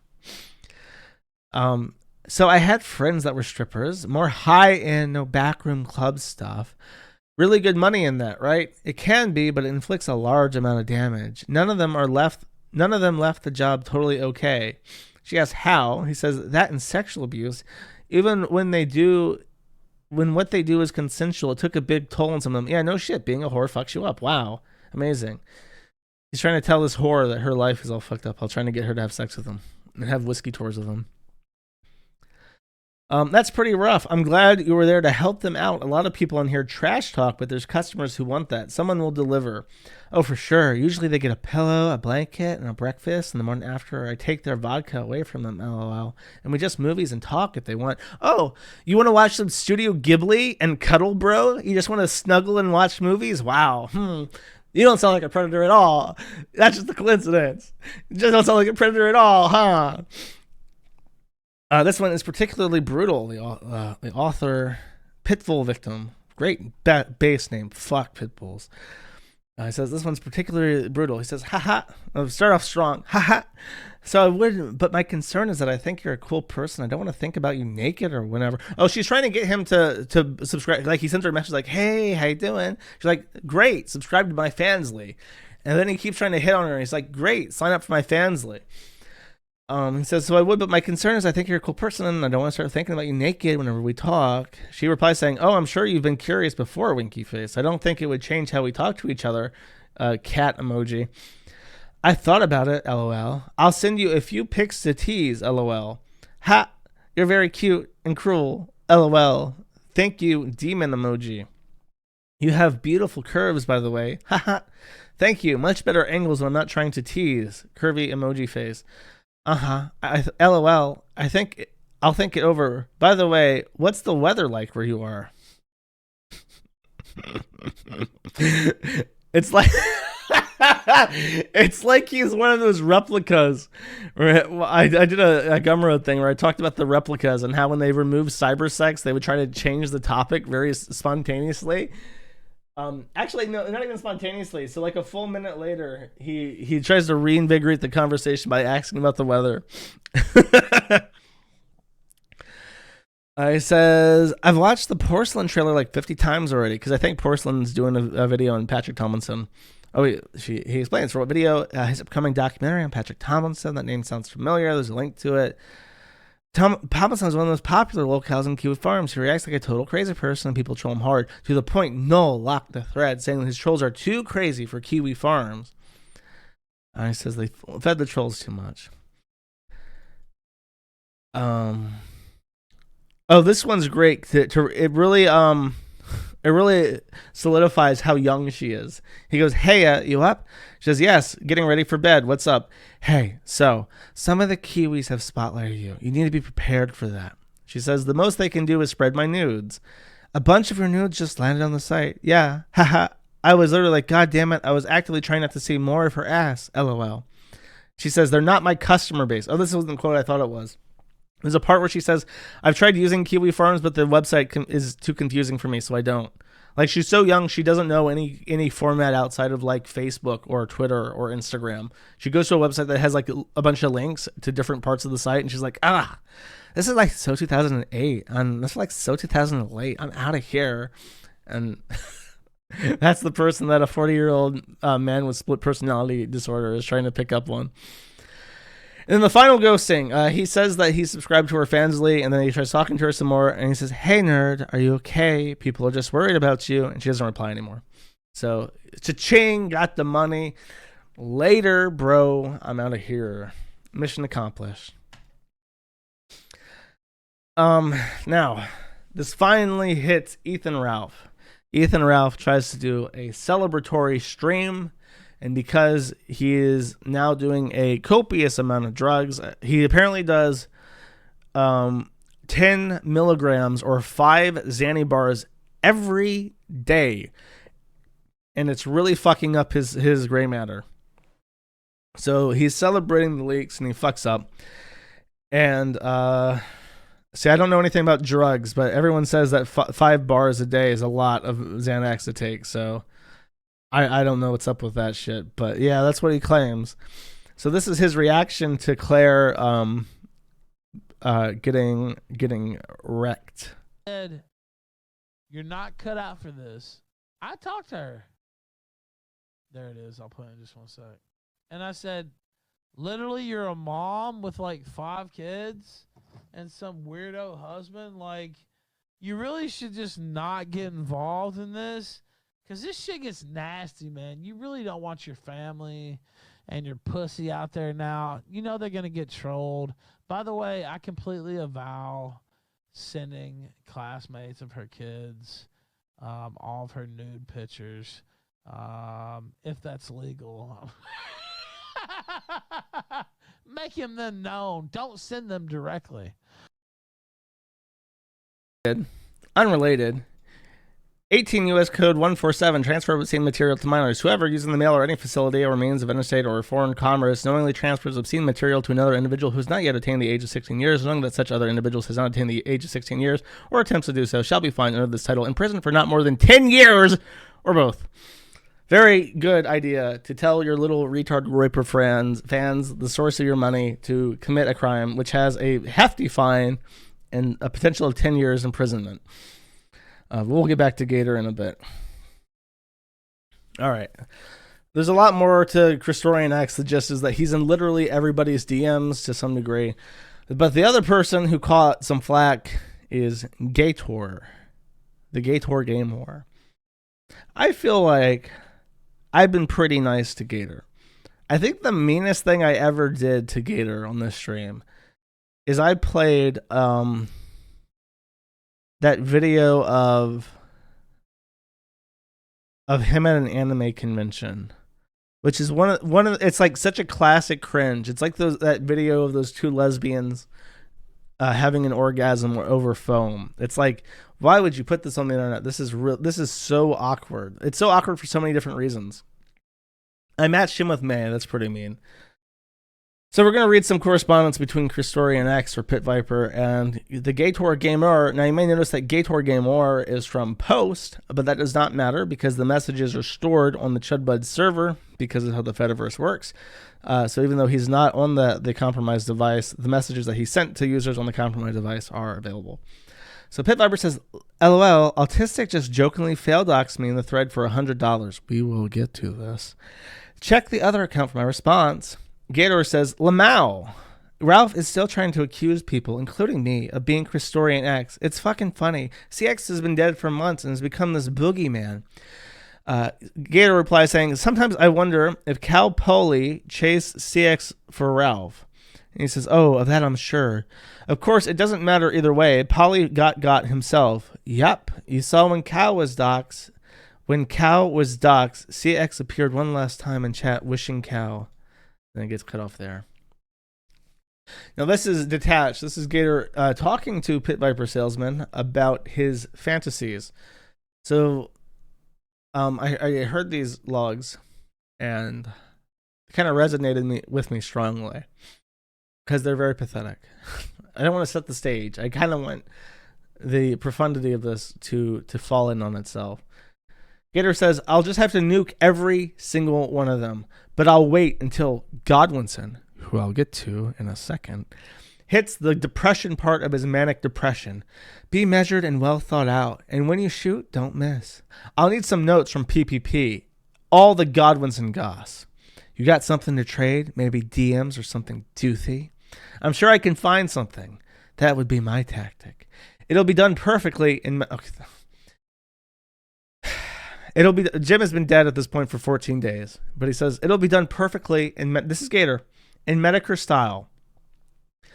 A full lowercase I internet insanity video, and it'll hit Godwinson primarily, and also skim the surface of King of Pole, Perspicacity, Squire, and Acelyari. Talk about how Godwinson has run off more co-hosts than Ethan Ralph. You're a good streamer, but I'd recommend a good co-host that can hype this shit up for you as you drop facts. Well, it'll be a solo video with some funny bits mixed in. Maybe an interview or two.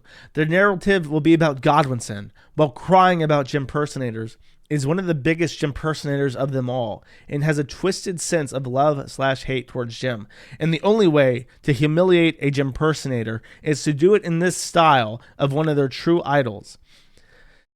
Godwinson is the furthest thing I can think of from a Jimpersonator. Like the only crossover that he has with Jim is that he talks about internet drama. Godwinson has maintained his style of pointing a fucking cell phone camera at himself and going, yeah, and running, like just being a psychopath and splicing in, occasionally if he does an edited video, splicing in video footage. And he has done this for decades. Over a decade at this point, not decades, multiple, but like his old video about Kay's son, Neat Hog Day. Neat Hog Day is one of the best internet drama videos ever produced ever. It is so fucking good. And it's years old. It's like as old as Gamergate, I'm pretty sure.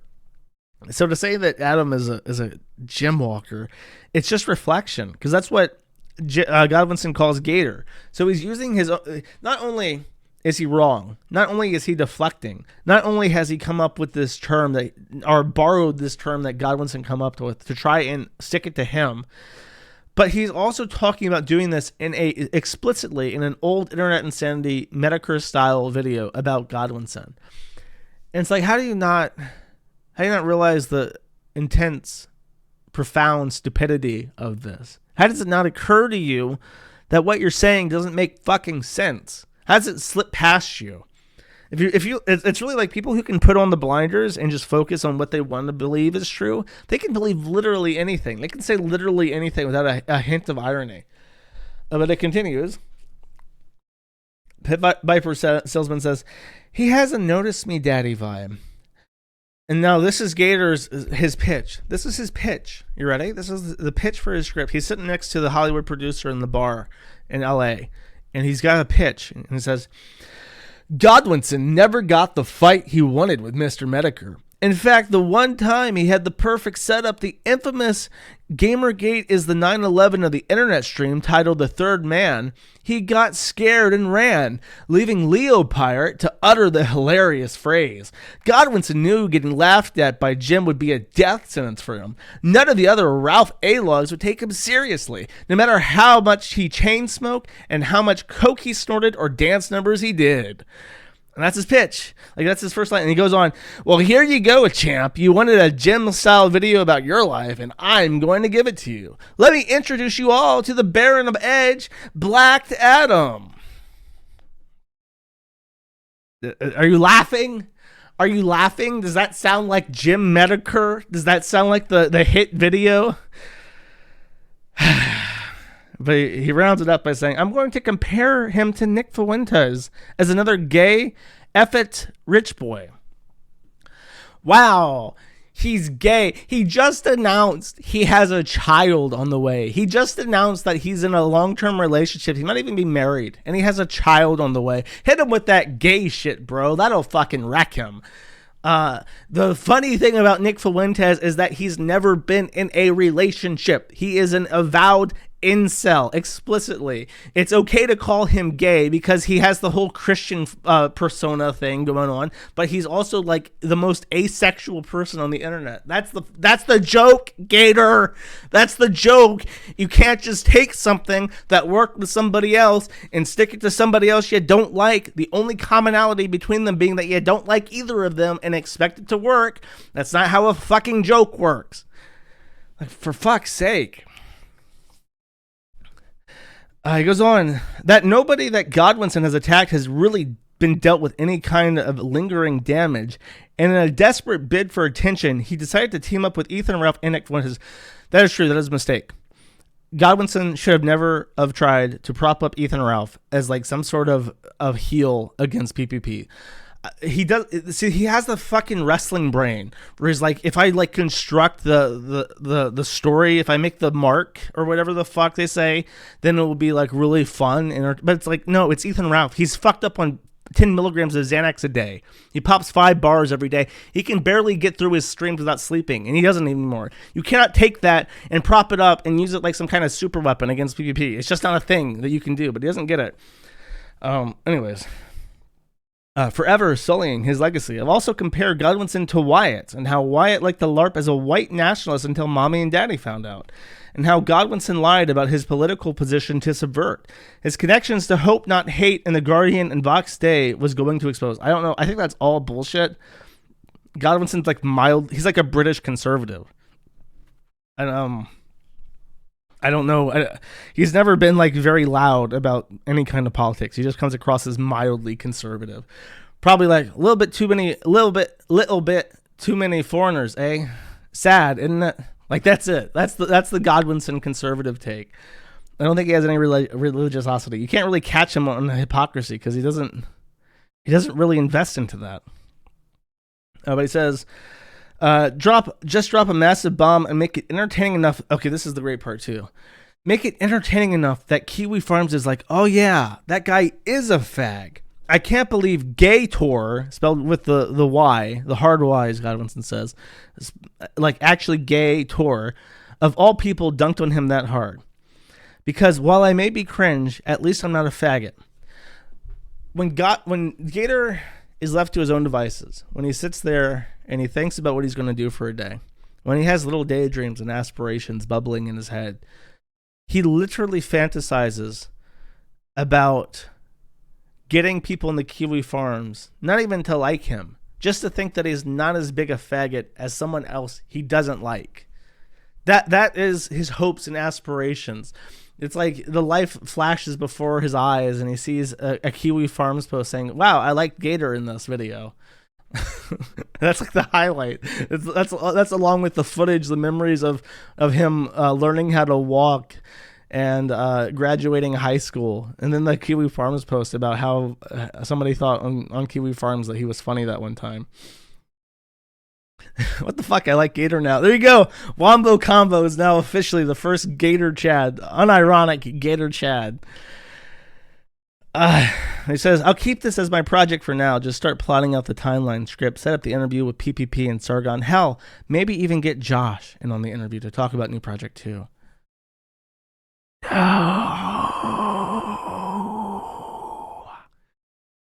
And Godwin said, and Vordrak. You're really going all out. He went after my little sister. I will repay that in spades. It was awful. And there we go. That's the Gator stuff. I mean, Gator, give up. I mean this sincerely. Give up. This shit is going nowhere fast. The anime podcast fucking sucks. You will never lay a finger on Spooky Weeb Trash while she is conscious with her permission. Just give up.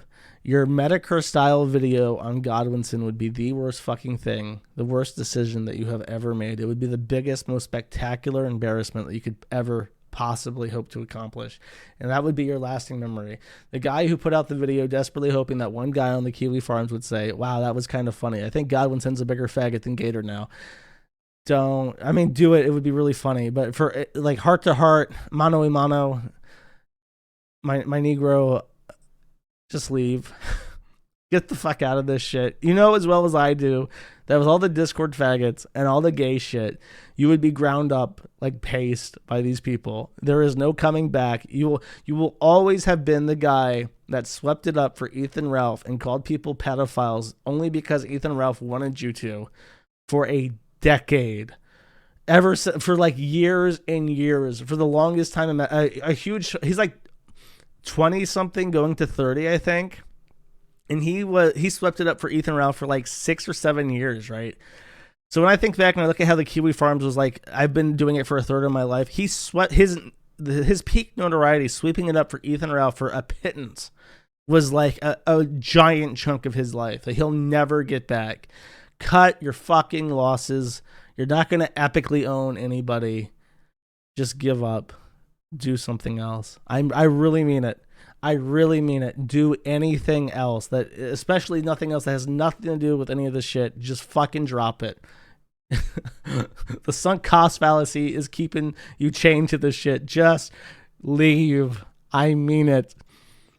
Just walk away and the bloodshed can end. The madness can end. All right. I have to issue. Okay, I would do this. I would do this by email. I questioned if maybe I should just do this by email. However, I'm pretty sure that there is no way to communicate with this man without some ridiculous, on live stream address with a silly man dancing.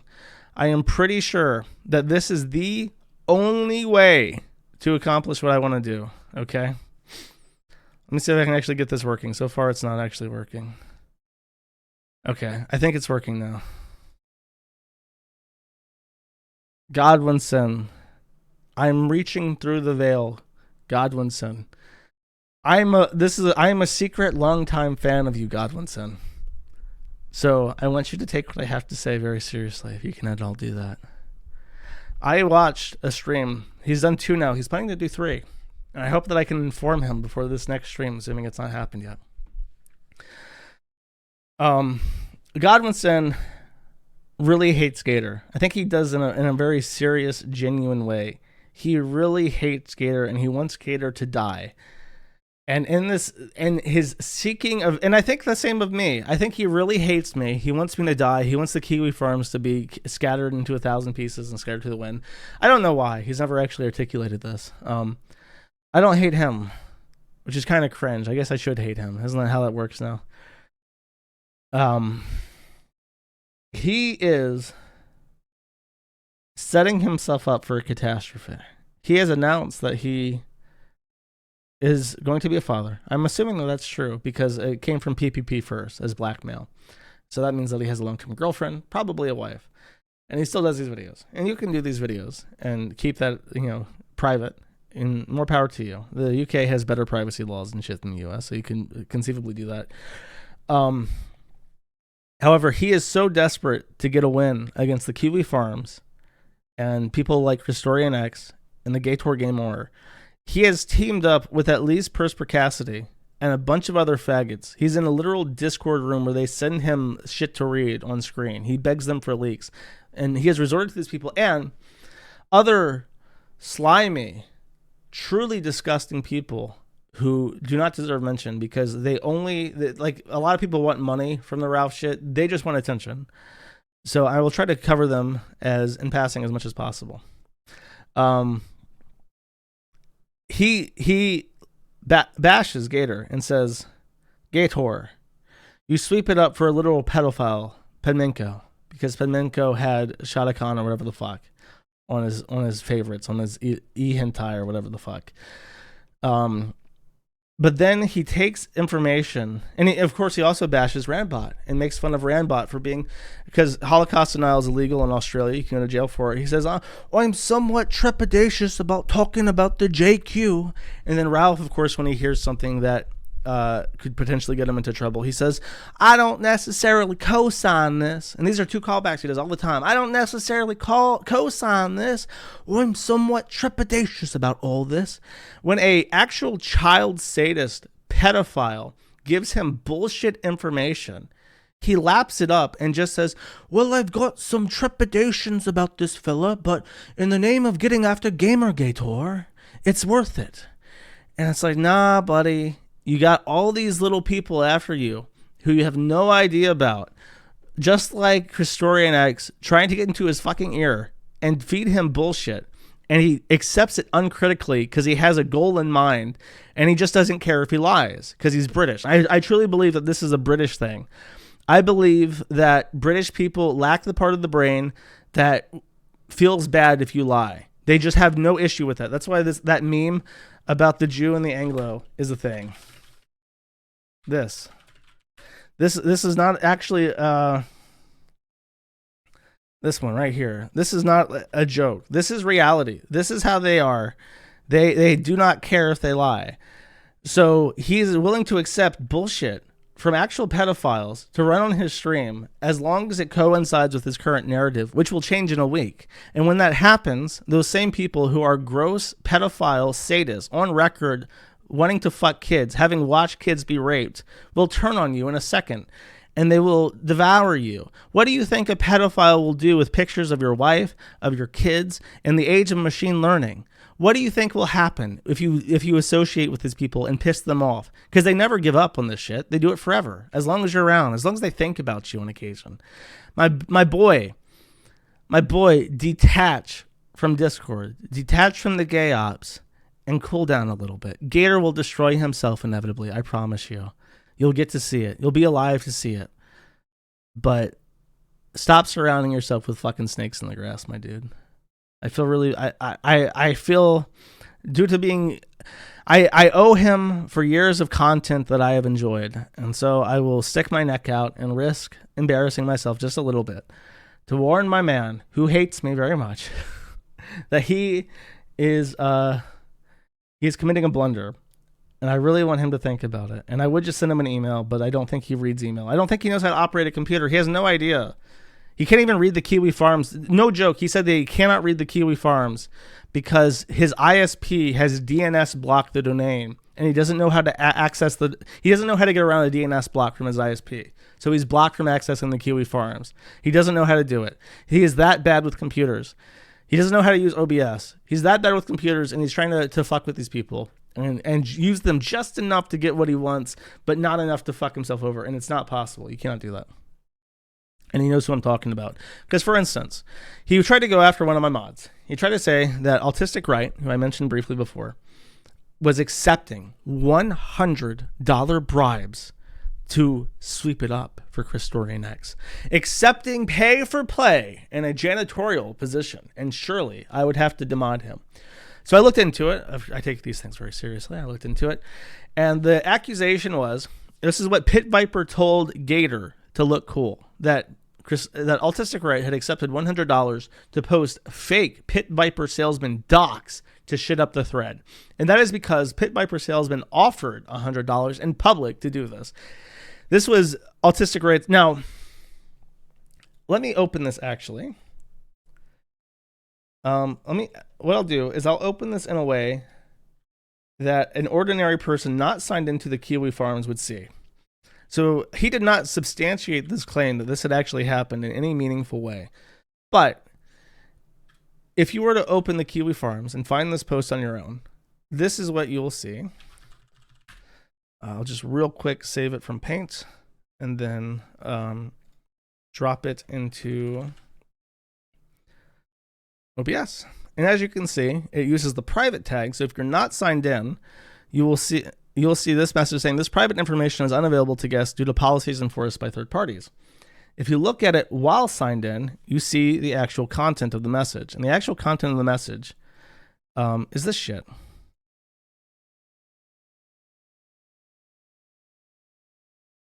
The docs that he, quote unquote, received $100 to post is Christine Uranus, implying that he's trans because his original name was Christian Orion, and now it's Christine Uranus at 1488 Troonsvale Circuit, Salt Lake City, Utah, and then a fake number.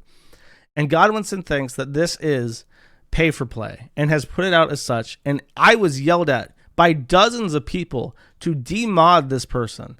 Who has, by the way, Autistic Right was the target of the Marjorie Taylor Greene swatting thing, where someone sent her an email after she got swatted saying, "Hi, this is Autistic Right from the Kiwi Farms. I swatted you. Haha." So after that gay shit, this shit happens, and I'm naturally skeptical of it. I look it up, and this is what I'm supposed to fire him over for. He even resigns because there's so many people angry at him. And I said, no, I'm not going to just accept your resignation because a bunch of people are being pissy. Fuck off. So I look into it, and this is what it is. And I'm just like, bro, Godwinson is so desperate for a win against myself and Gator that he's willing to eat apples from the poison tree. And my brother, Adam, I love you. Full homo. I don't care that you stab homeless people. I want you to step back from that ledge, my friend. Please engage your brain. Cease the kayfabe shit. Wrestling is fucking gay. And just stop. All right? Listen to me. This is dumb. I hope the best, okay? Yes, forcing him to be a mod like a slave. He actually resigned, and I made a full. I still have this somewhere, I think. I may not. I recently cleaned out all my downloads directory, which gets too fucking full every so often. Yeah, I deleted it. I did like a full edit of the Nixon resignation letter saying that I don't accept this. Go back to work. There you go. That's my response to the Autistic Right question. My boy is a little bit too invested in finding what's going on with Discord faggots on the site, and in a way that's appreciated. But really, like, I know that these people make accounts all the time. I just don't care. I'm not going to invest hours of my life every day trying to figure out who's sock puppeting with what account. I don't give a fuck. There are rules against specific type of behaviors. You get banned, you come back. If you make a fool of yourself immediately again, I'll probably ban you. There are some people who are banned on site because I've allowed them to get away with sock puppeting, and then they gloated and tried to tell people that they were immune to being banned because I allowed them to sock puppet, and now I ban those people on site. If they ever hint that they're that person, I ban them again. There's like 2 or 3 people who've done that, and it's just like I devote as little time as I possibly fucking can into dealing with retards. I laugh at the retards. I stream about the retards. There's a couple mods to help maintain the retardedness at safe levels. And if you get banned, there's no way for me to stop people from making new accounts without just completely hard disabling new account creation. So I know that they're going to sock because I have the best, funniest website on the entire internet, and it's like taking away cocaine from an addict. They're going to come back. They might sneak in through the back door. They might break the window. They might hide in the shrubberies until I leave and then sneak into the garage before the door closes. They'll get in, though. All right? I've just accepted that. So I just let it happen, and then when they inevitably fuck up again, I ban them. If they're like a brand new account, I'll use the spam ban and just get rid of all their posts all at once. So if they can make it a couple weeks without being too retarded, they actually get to keep their posts. That's my compromise. That's just how it be. I got like 10 mods, I think 10 active mods, 20 mods in total, some who aren't active every other day or so. And about 16,000 daily active users and 10,000 posts. That's the reality of my situation. I don't have any fucking money to hire people to do hard investigative work for me. So there are time constraints, and I just deal with the reality of the forum, of running the website. In case you want an insight into how my mind works, that's how it works. Free Bew, I already told you, he can appeal his ban in a little bit. Not right now, though. I'm angry at him. All right, so Ralph, to cap off on some Ralph content. Ralph doted off on his 10 micro. I don't know if it's milligram or micrograms. 5 Xanny bars. He nods off on stream, and his chat shows some concern for the first time. Herr Wagner, and this is important. It's important that when you say Wagner, you say it like Arnold Schwarzenegger. Wagner, because otherwise Ralph will get angry at you. Herr Wagner says, Ralph got sleepy. Lav Lune Groiper says, what do I do now? Because he's asleep as they're talking. Baby Friend says, haha. 10 past 11 says, boys, it's tough out there. Breva says, hurts to watch this happen. I tuned out of Killstream for a long time when he did this, the same shit as before. He was doing so well the past 6 months or so. I just feel awful for Pantsu and the kid. Well, Ralph too. Addiction is terrifying when you're in it. Edelwolf says, Ralph has given us so much entertainment for free over many years. If you truly thought Ralph had an issue, why would you pull your support now? You should be supporting him more than ever. It's pretty lame to give up on people. I think some of you guys need to check yourself and pray. Love you all. Nationalism_TV says, alcohol is worse than heroin. People don't talk about it. Oh, he does also drink while he's smashing those Xanny bars, by the way. Joey Jojo Joestar I read that like a super chat. Joey Jojo Joestar says, well, at what point does it become enabling? Bourgeois Socialist follows, and then Cagment says 100% in response to Edelwolf saying to enable him. And Tuesday Night says, great show, Ralph. Keep up the great work, 07. I love it when people try to skirt around being banned in streamer chats by being like ironically supportive. That's pretty funny. That's impossible to moderate too if you're trying to moderate shit like that. Okay, I don't know the names of these. I have to look at my notes. Oh, okay. The Ralph again is talking about Keffels sexually. East Palestine Groiper sent $3. Be honest, would you titty fuck Keffels if you could put a bag on his head?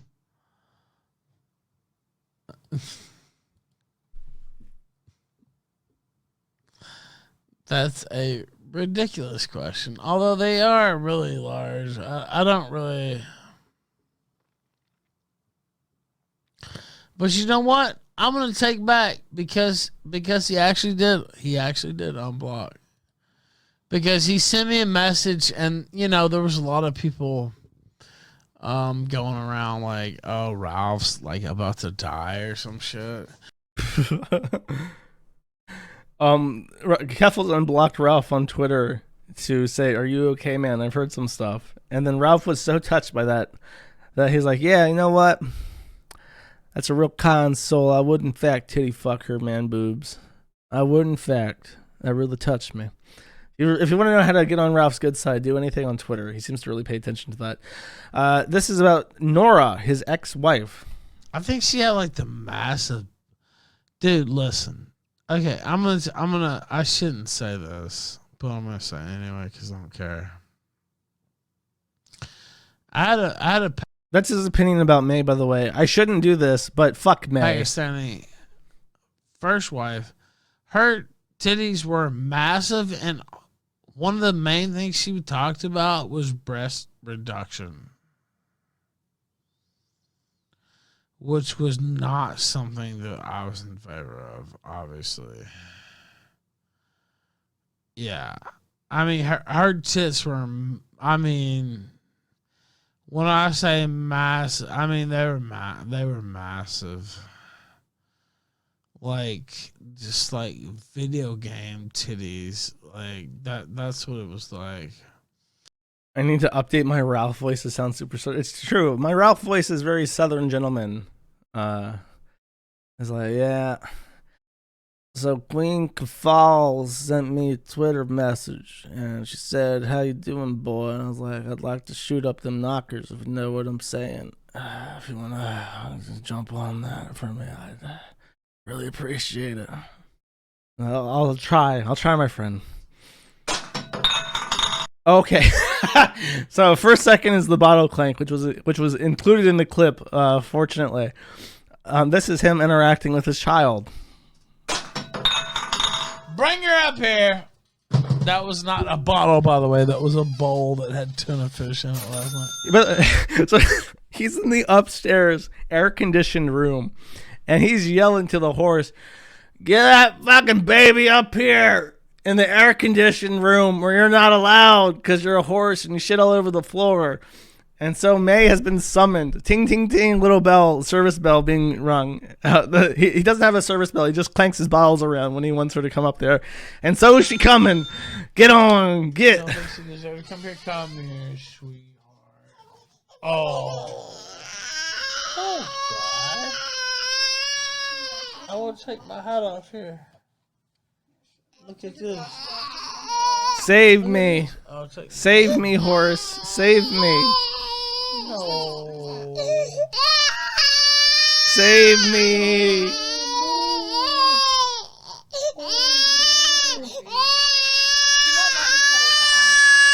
She wants you to hold her. She won't let me put her down. Like, she wants you to hold her no matter what. Wait, hold on, wait. She does. She really does, doesn't she? I like put her down and she's freaking out. So she's just on one of those. You know? And now she's smiling. She's smiling. It makes him so angry. He's legit. I think he even says, "I'm being A-logged by my own baby." It's like, okay, this baby's clearly faking. Okay, well, I'm going to go sit your ass in the bassinet for about an hour. Timing out an infant, 1 year old, in the crib, which a 1-year-old should be out of by now, or out of the bassinet into a crib. For what? And then I bet you'll stop your faking then. This is like the second time that he's threatened her, by the way, because she says, "I'm like, oh, she has teeth now, so she bites because babies chew on stuff because that's how they learn. The mouth is the most sensitive part of the body that they can articulate, so they chew on stuff." And then he's like, "Oh, she only bite my finger once. She gonna do that again." It's like, okay, you're tricking me. It's like you're literally getting off on tricking me. I can see the child laughing. I can see the child laughing when she picked her up. When she walked out of the room, she was laughing. She was laughing. I'm not kidding. I swear to God on my life, she was laughing. Because she got Pansy to pick her up. And she was laughing. And it's like, okay, well. Look at how red his face is. So mad. You better be glad Pansy is your primary caregiver because I would have a completely different strategy. Look, you're crying for nothing. I don't care. I'm dead serious. If you're crying for nothing, I don't care. I don't give a fuck. I don't give a fuck. If you're now, if there's a reason, if your diaper needs changing or whatever, which I'm not gonna do, and I've never changed a diaper in my life, because sometimes your baby is in pain. Is it weird that that's a weird thing to me that he's so proud that he's never like? Why does she not? Why does she cry when I hold her? Perhaps you've contributed zero to this child's upbringing. She doesn't recognize you and only recognizes you from when you scream at her mother, who does take care of her. Maybe that's why. I mean, that's weird. I've changed diapers. Like, I've changed cousins' diapers, like, when I was a teenager and stuff. I've never considered changing diapers to be, like, a bitch-made thing that only women are allowed to do. Like, come the fuck on, bro. How can you be so insecure about your masculinity unless you really do get pumped in the ass? They don't have any other way to express it other than yelling. Right? Like me. I told her, I said, you better hope nothing happens. So, this isn't good advice for babies. All right. Well, you're banned forever. So, that wasn't good advice for you to put out in the chat. So, if you want to get unbanned forever, you can send a super chat, or else you can just stay banned forever.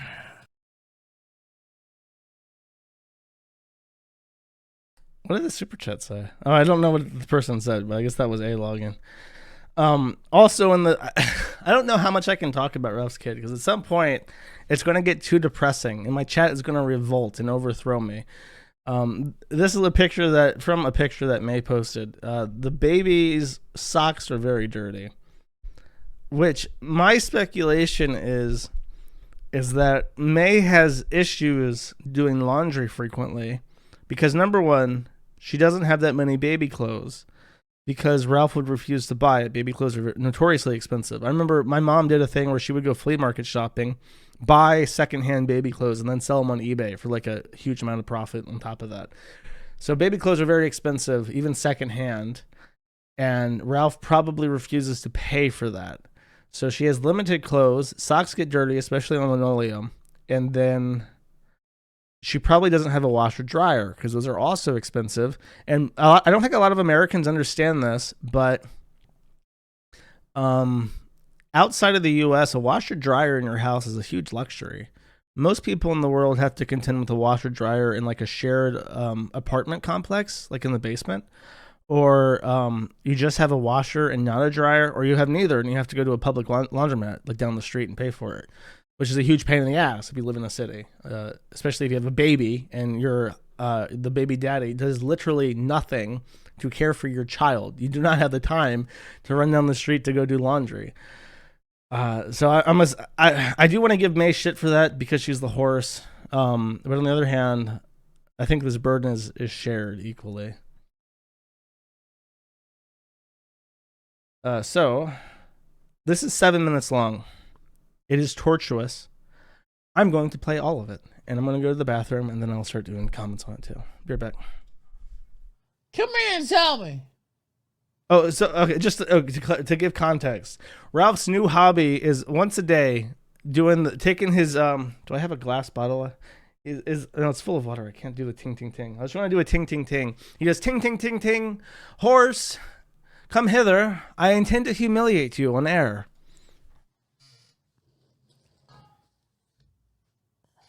She won't. I'll have to go get her. Hello. So, what's going on? Making my coffee. The baby's laying down for her nap. Come here. Speak into the microphone. You don't have to be on camera, asshole. Okay. Since you're so sensitive. What about this? What's what? So what did you just say? Repeat it for the microphone so the audience can hear. It's not important. The baby's down for a nap, making my coffee. You know? What's up? Nothing. What's wrong with playing some games? Here, hold on. Anonymous sent $10. Damn, you got a PS5? That's sick. Yes, I have a PS5. We're gamers here. And that is sick.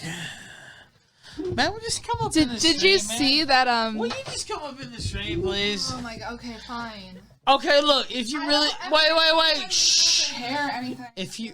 I know it's a... Okay. Yes. I don't know, just wear the fucking hat. It makes my shit look beautiful. How about that? Just wear the hat. Okay, hi everybody. I have my Mario shirt on. We game here. We do a little gaming. There you go. You got the biggest hat. That's what I know it's not fair to just ask a woman. She's like, why are you so mad? And then I started thinking about it, and I was like, oh, well, it's a woman. Just like, oh, come on camera. I don't want to be on camera. But hi, everybody. I'm here anyways. Oh, okay. So, from what I remember, she didn't want to show up on stream because she often gets cyberbullied on a website called the Kiwi Farms for having greasy, pitch black hair. And she refused to show up on this stream because she hadn't bathed in a while, which apparently is something that she does. And her hair is very greasy and pitch black. So she says, okay, I'll take a hat so that you cannot see my hair so well. And then she agrees to, at that point, to show up on stream for a bit. Did you hear that one of the higher-ups at Microsoft was saying, why not release a demo of the new Call of Duty for the PlayStation where the graphics are shit, so they think the graphics are going to be shit? Boo! You keep talking. Yes. Yeah. Boo! PlayStation is way better than Xbox. Yeah, she keeps It's always the case. Yeah, I know. It's Twitch, but it's green. It's Twitch, but it's green. It's Twitch for Nazis. Okay, well, fuck no. No, it's not that. That's cozy. That's cozy. God damn you. They have some big viewed streams on there. I don't know. I know they have some tie-in with Formula One. I don't know. He's pissed. So this is the passive aggressive war that I get to watch unfold in real time. He's trying to make his name on Kick, like Kick.com. It's like a Twitch competitor. It started up by a crypto company because gambling streams were banned. And real money gambling streams were banned on Twitch. You can still do loot boxes and shit, but you can't do like slot machines. So the biggest streamer on that is like a 17,000. He just plays slot machines. I really don't understand the appeal of it. Even fucking Baked Alaska did slot machine streams for a while, right before his sentencing hearing or some shit. So he is streaming on Kick now because he is desperately trying to find another platform that will tolerate him because he is suspicious Nick Fuentes will kick him off at any time at this point. And as he's doing that, he's like, let's make it big. And like, what do you think Kick is? What do you think about it? She says, oh, it's like a Nazi Twitch. And then he's embarrassed because he's like, no, you can't say that. It'll make me look bad. I'll get banned from this platform. And I think he does get banned from Kick. I don't know. We'll figure it out.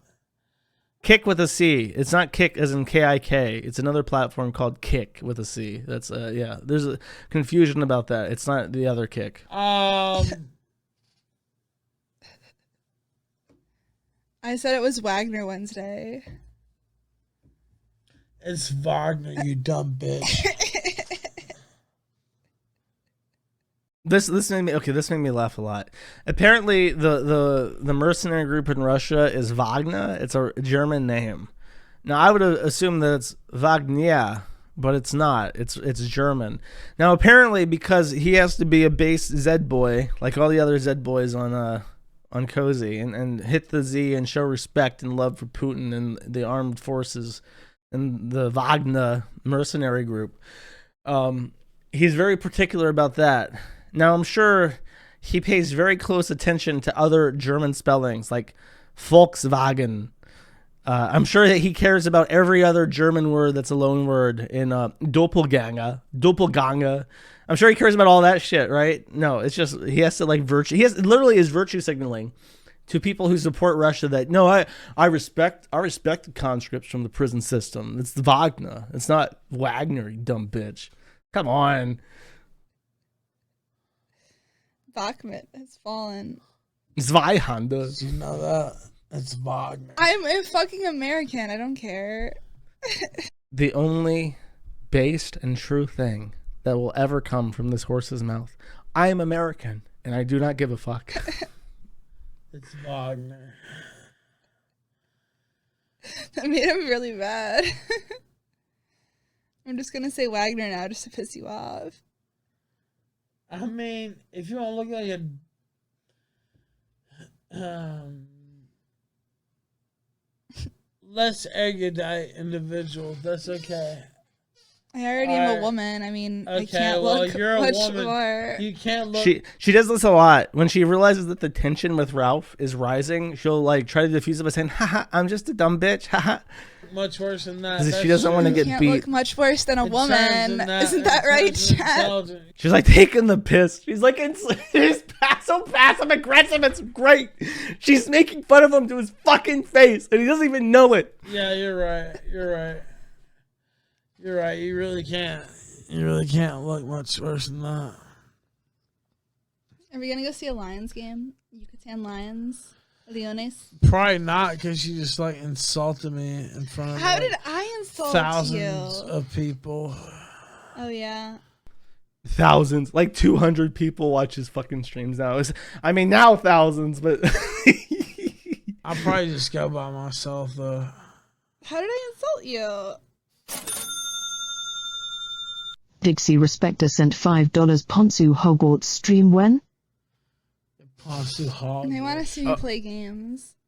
That's another meme. He has never bought her Hogwarts Legacy because he doesn't have $60 to spend on the video game. So now they're just asking for the Pantsu Hogwarts Legacy stream to fuck with him. Yeah, well, I've seen you playing games. I don't think they want to see it. Wait, what's more depressing, this footage or the Eugenia Cooney You know videos? what? I've seen you playing games. I don't think they want it, but What games maybe do they I did. play? Maybe I they play did. with a baby all day. Yeah, my devious mind. Yeah, yeah. Every time I come up here, it's like it's a fight. It's content though. Is it? Is that what you want? He literally, I can't decide what his gambit is with the horse beating hour, the dead horse beating hour of every stream. It's like, does he get off on it? Does his audience react to it? They're not even making that much money. The last time she was on the stream, they didn't throw insult super chats at her like they used to. So it's not like a money thing. I really don't know what the point of this conflict is between them. No, you're just mean. I'm not mean because I didn't want to say, because I didn't just accept you telling me how to say a word. I mean, I'll call Which it word? Wagner. I'll say it's Wagner. It's now. Wagner, nigger. What are you talking about? There's no accepting about how to say a word. That's how you say his fucking name. He's German. You say W in German with a V. Wagner. Yeah, I know.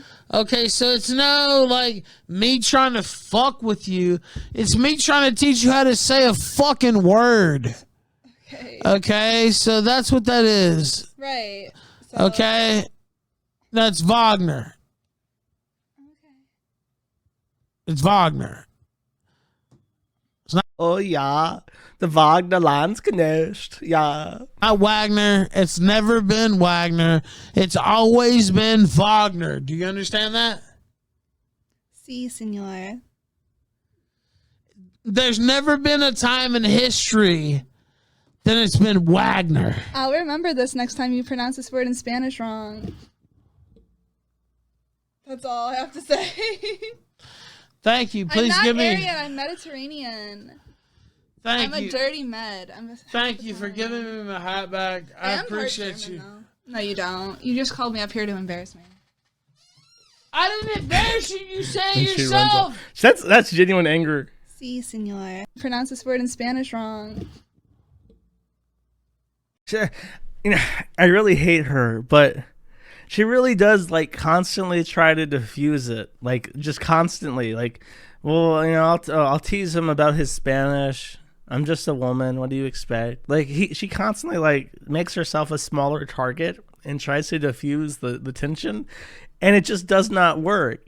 He is so angry. He is genuinely furious at her at every given second, and he can't he can't just say that he hates her and just start beating the fuck out of her. So it's like this constant tension. It's literally the most fascinating thing I've ever seen on the internet. Their interactions are so much funnier than either of them independently. That's all I have to say. Thank you. Please I'm not give me. Aryan, I'm Mediterranean. By the way, 2/3 of 1,000 votes put this is more depressing than Eugene Akuni actually fucking dying. Thank I'm you. a dirty med. Thank you for giving me my hat back. I appreciate you. No, you don't. You just called me up here to embarrass me. I You don't appreciate me. You say it yourself. You don't appreciate Wagner, me. what in the fuck are you talking about?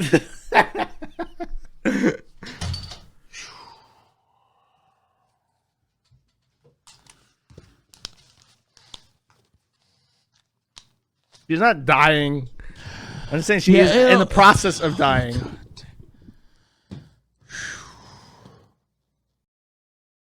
He's like frustrated too that she was so upset by being belittled like that, even though she didn't want to show up on camera at all. There was another part. Is this it? This clip down here? Oh, this is funny. I'll play this as well.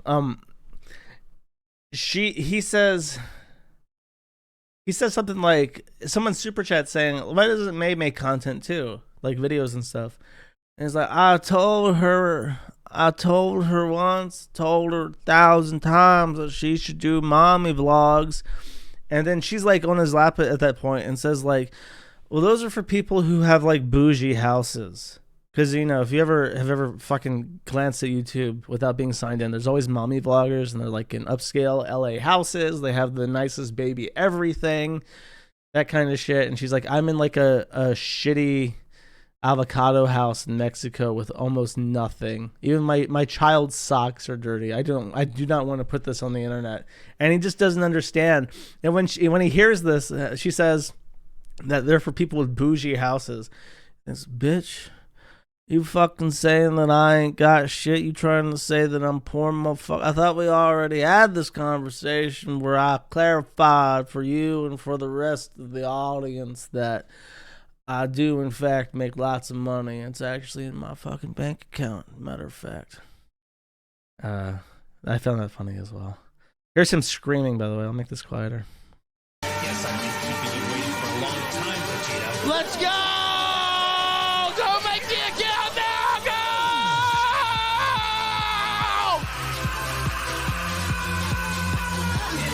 Too much! No! It's not too much!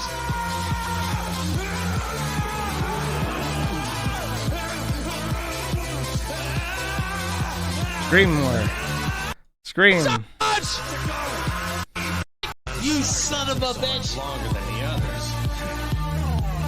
But I haven't had much occasion to practice this one. I don't know why he's watching anime dubstep remixes and screaming. But he's having some complications in his life.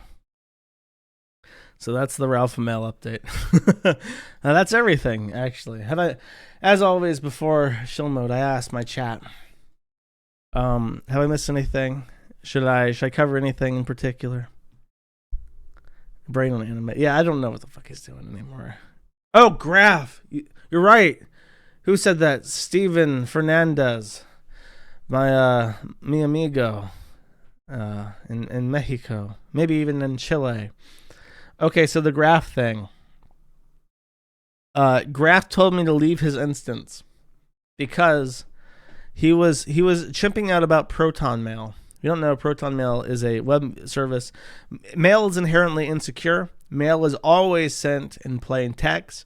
There are some opt-in peer or end-to-end encryption tools that you can use called OpenPGP, but you and the recipient have to know each other's keys to do OpenPGP.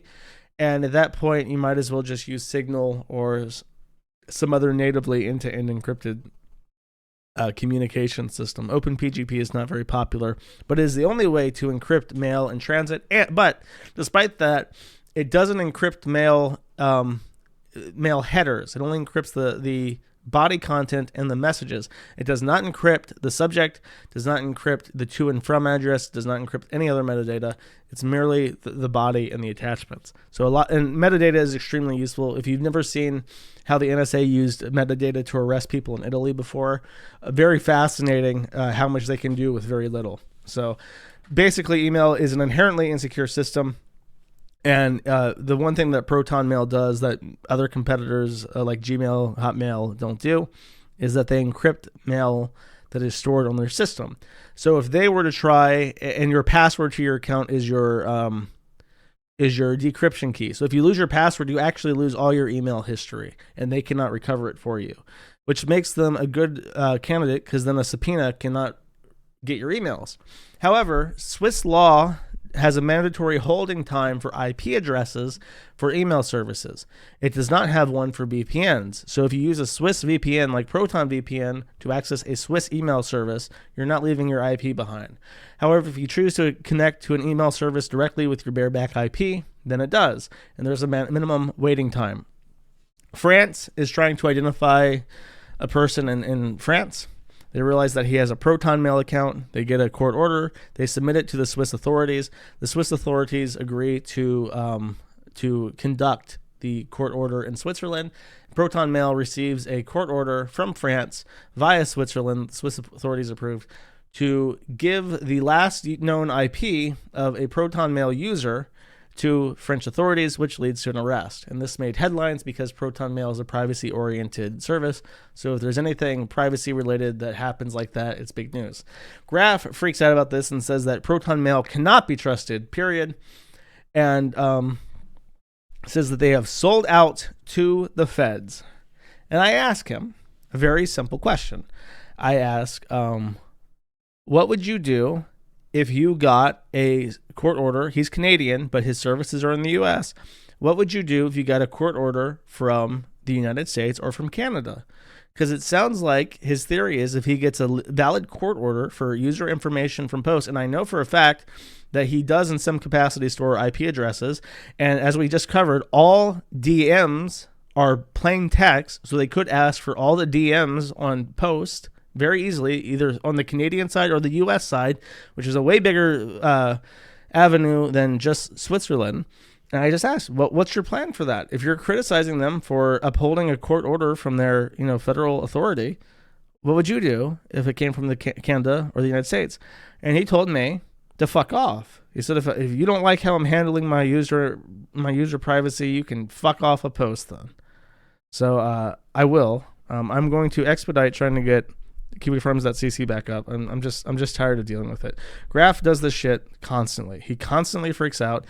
He maligns all Kiwi Farms users. He like constantly has back and forths about fucking lolicon and shit. And it's just like his girlfriend broke up with him recently, I think. So now he's like in a particularly pissy mood. And now all the Chud Bud leaks are coming out on posts. And he's like, we don't allow doxing. We don't allow doxing. And this is doxing. Her nudes are doxing. And it's just like, it's fucking gay. I don't know how else to phrase it. So I'm going to try to get the KiwiFarms.cc instance up again. Yeah, Gleasonator is cool. But I'm not inclined to move right now. I just don't feel like it. Like, people know where to check on posts to get updates for streams and stuff. So I'm just going to stick to posting announcements related to the site and to my streams. And move off back to KiwiFarms.cc as soon as I can get it set up. And I promise you I'm actively working on that. It's just a lot of bullshit. My situation's very complicated. It's a lot of bullshit to get an internet service up in a way that I'm confident in it. No, if post bans me or whatever, I guess I'll go to Gleasonator or Free Speech Extremist, which has a much more less drama instance. But I'm just not going to complicate my setup any more than I have to. And in fact, I don't know how, should I be a petty asshole, or should I just move on to the super chats? What do you think? I'm trying to be polite here, because Graph was very hospitable to us during dark times, but at the same time, I'm feeling kind of fucking petty right now. Be petty, okay. I happen to have more followers than Graph on his instance, and this was pointed out to me. and someone told me that he's actually very salty about that. And I kind of don't want to move instances because I want to force him to ban me by doing absolutely nothing. So I'm just holding my ground. I'm not going to say anything. I'm not going to give him a reason to ban me. I'm just going to not use the account except for announcements and see if he does ban me. Because I have a feeling, I have an inclination that he will, especially once he hears this.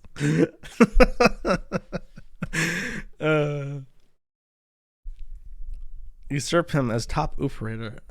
QFirms.cc will probably not replace Post anytime soon. His instance is pretty big, and it's in part because of his anime friendliness. And I'll leave it like that. I'll leave it like that. I'm gonna, I don't wanna, as it were, I just don't want to. Okay. What's the update with FedNow? I don't know. I'm gonna write Jerome Powell a love letter. Jerome, my boy, hook me up with that FedNow. Plug me into the FedNowiverse, not to be legally distinct from the Fediverse. All right, green mode, shill mode activated. As I mentioned, I did receive a generous donation to say ooh. So in case that person somehow missed that, I will say ooh yet again. Now, I hope I've made it clear that my price for debasing myself is very high. And any of them like, ooh, maybe if I give him $5,000 to watch a JoJo. I'm talking like $1,000 an hour to watch anime. That's around where, and if you try to burden me with try to offer me like $500,000 to watch every episode of that one show, I think like One Piece or whatever the fuck it is, I might turn that down. I mean, I do really want a house, but who knows?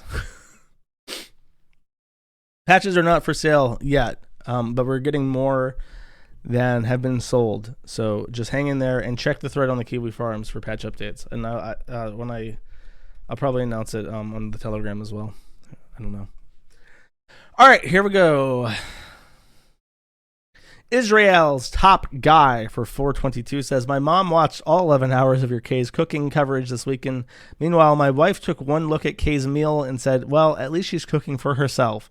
Always trying to find the silver lining. That's true. It's important to find the silver lining. However, I mean, the bar is pretty fucking low now. People don't cook for themselves.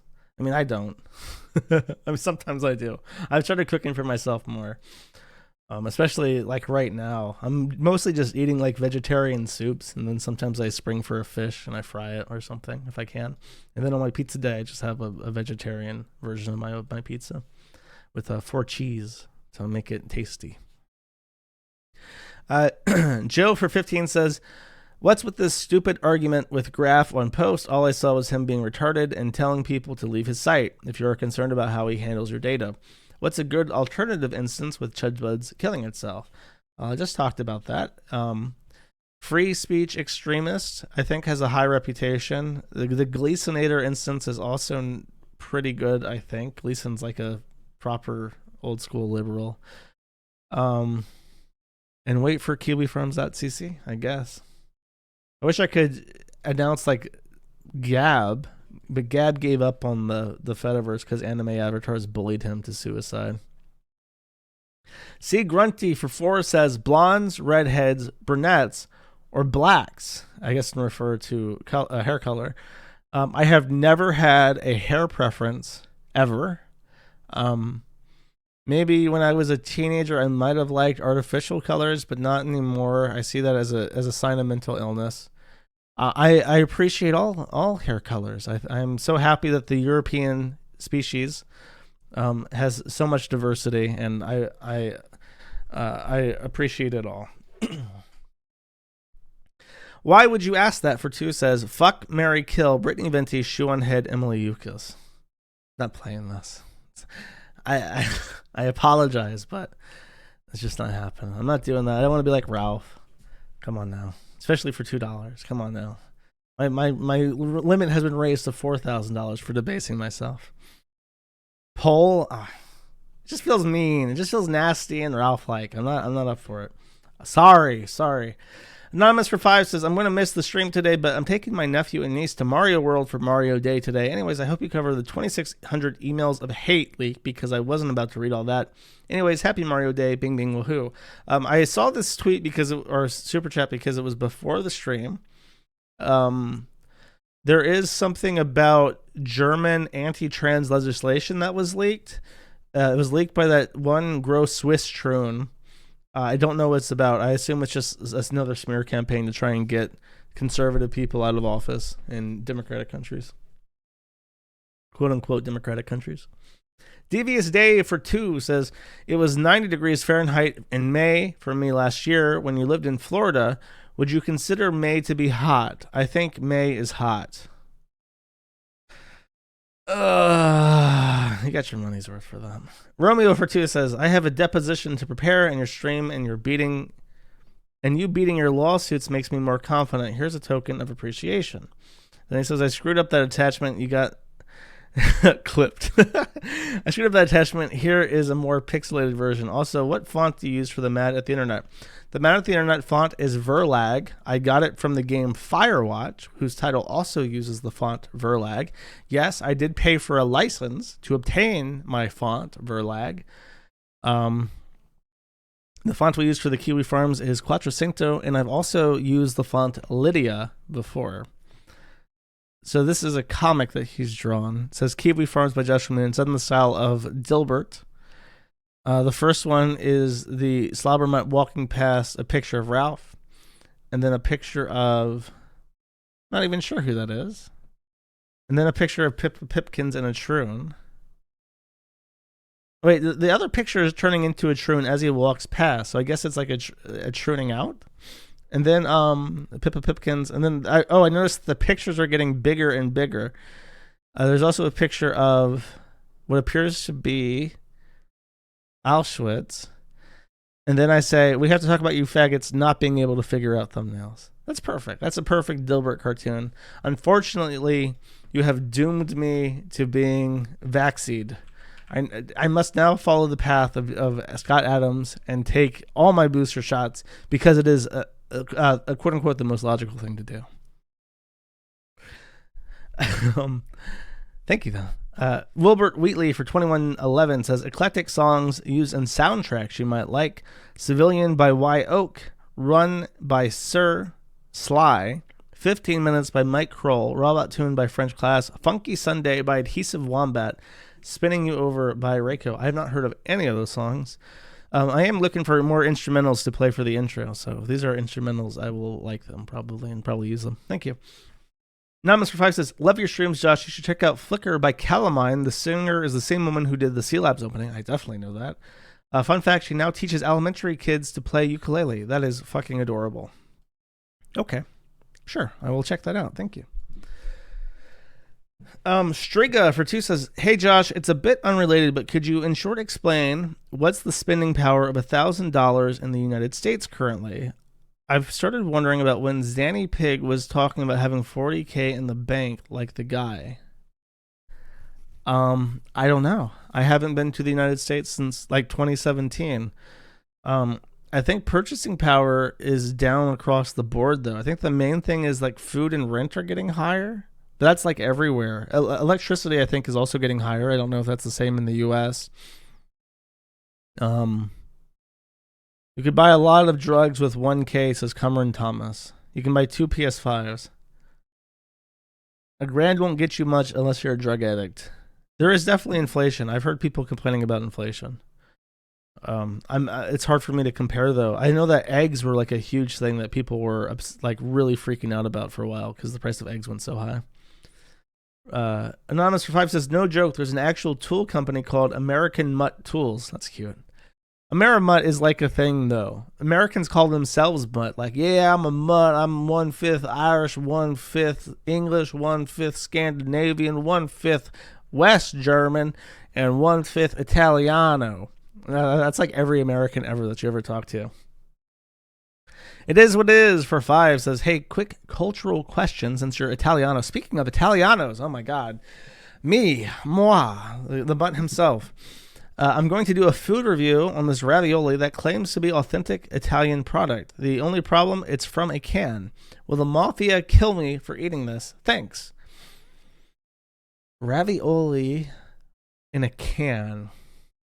It sounds gross on its face, but maybe it's good. You'll never know until you try. You should super chat $5 next week and tell me if your ravioli was good. My good friend. Samad Al-Hayadi for 20 says, "Hey Josh, love your work. I'm going to listen to you as I fall asleep." Gross. Gay nigga. I know a lot of people do that. I shouldn't be too mean. I have a weird autistic voice that people like for some reason. There's something soothing about your nasally voice. Do your boy a solid and don't make any noise too abrupt. Well, until the Ralph hollering, you should be all set. Thank you, though. Dandy for 10 says, if PPP and Godwinson wanted to do a reconciliation stream and you were asked to be the moderator, would you? Big ups, Richard Moon, a.k.a. JCM92. No. I don't want to deal with either of them. My big issue, I can enjoy Godwinson's performative elements. My issue is that they both do play pretend. They both are like all about the kayfabe and the wrestling shit. It's like I don't want to waste my time like trying to reconcile two people who are both hiding behind like a facade. And it's like two fakers trying to outfake each other. That doesn't sound like a good time to me, and I don't want to get involved in their shit. Gleb for 15 says, "Hi Josh, thanks for making my Fridays better as always. Can I get an F for having to put down my doggo today after spending 13 years of its life with me on my family farm? Also sneed and feed. I'm getting the animal messages, but I do desire to spread cheerfulness and joy and love. Press F, chat."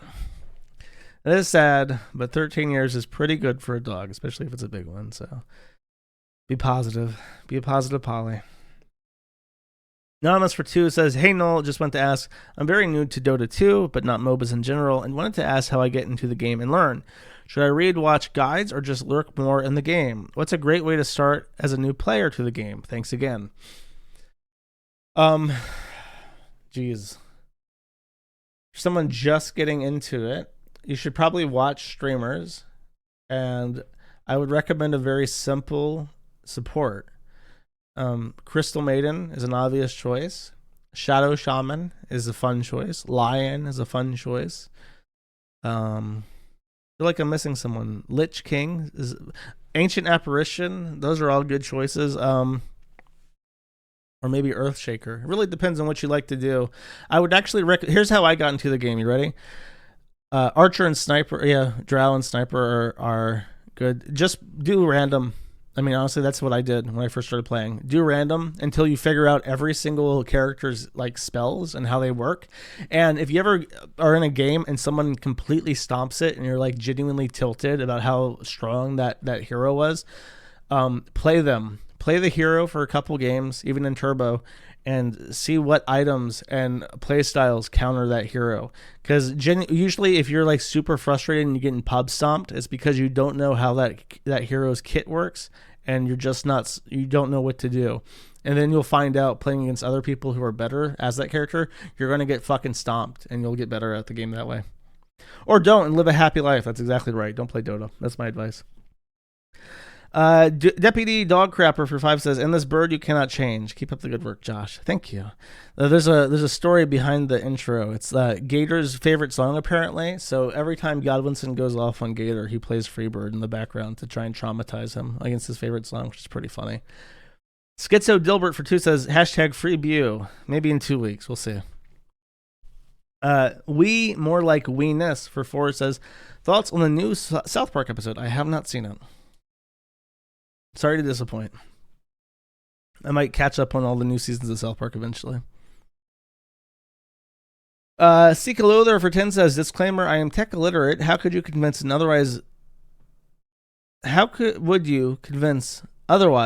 someone who thinks that Chudbuds.lol being hacked makes the Fediverse a poor alternative to social media?" Same way that you describe it. You just say, like, if shitty email service X gets hacked, you don't say, "Oh my God, we should stop using email." I mean, maybe you should. Email is shit, but yeah, it's one email server got hacked out in the world. Nobody decided to stop using email because Hillary Clinton got her server compromised. This shouldn't be the same. Anonymous for 422 says, thanks for recommending Industrial Society and its future. It's opened my eyes to a lot of problems in the modern world and the root cause, as well as getting me to wonder what substitutes a real goal for myself. Glad you liked it. I don't know if I have a very limited number of book suggestions, but I should read more. I feel like a dummy because I don't read more. But the last book I tried to read was I want to say Revolt Against the Modern World by Julius Evola, and it was bad.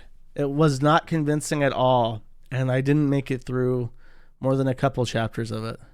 It was the one where he just tries to argue for monarchy the entire time, and I really was underwhelmed by the book. And after that, I stopped reading. I stopped my reading bench.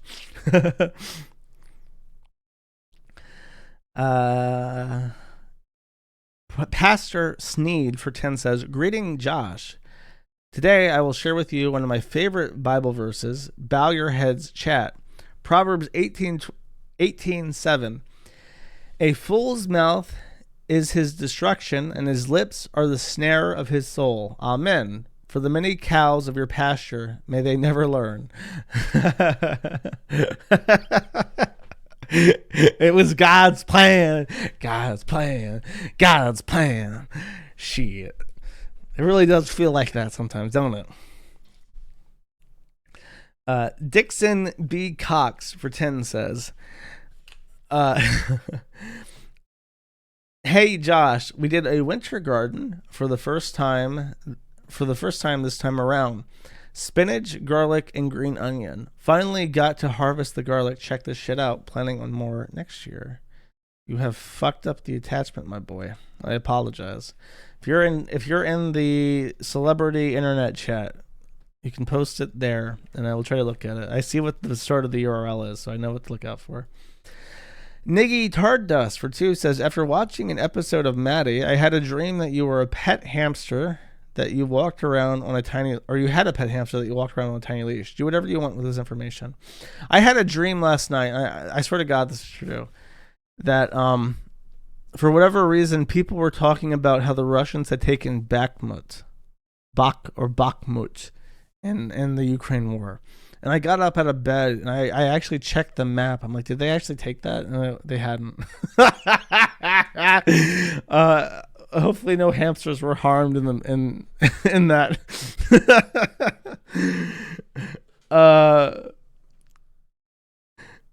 Eat dirt, drink bleach for 5 says, it's a German name. Okay, thank you. I used to hate Inglourious Bastards because it didn't have much action, but then I got to appreciate the character interactions through YouTube clips. I'm so curious why you hate it. Elaborate when. The first part is good. When they're out of the farm, it's just that the guy, Tyler Durden, I forget the name of his actor. He cannot do that accent for shit. It's like intentionally bad. I'm convinced it's supposed to be like camp. It just sounds like shit. And then, like, there's that scene where they execute they have the 2 Nazi captives. Number one, they're all Jewish. Yeah, right. As if one of the most attractive men in the world is Jewish, and they have 2 Nazis, and or rather, soldiers of the Wehrmacht, and he points to the Iron Cross on his chest and he says, "What's this for?" He says, "I got this for bravery, or for courage."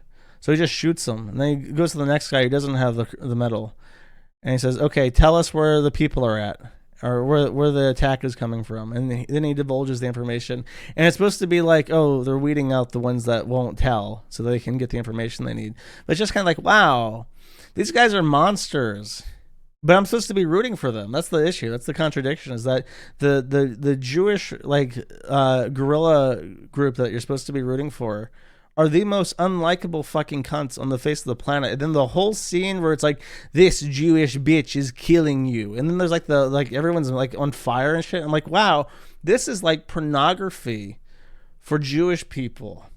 This is like really weird revenge porn, and I feel dirty having watched this. I feel like I watched somebody's private pornography collection, and it's like, yeah, this is gross. I didn't like it. And Brad Pitt can go fuck himself in his accent shit.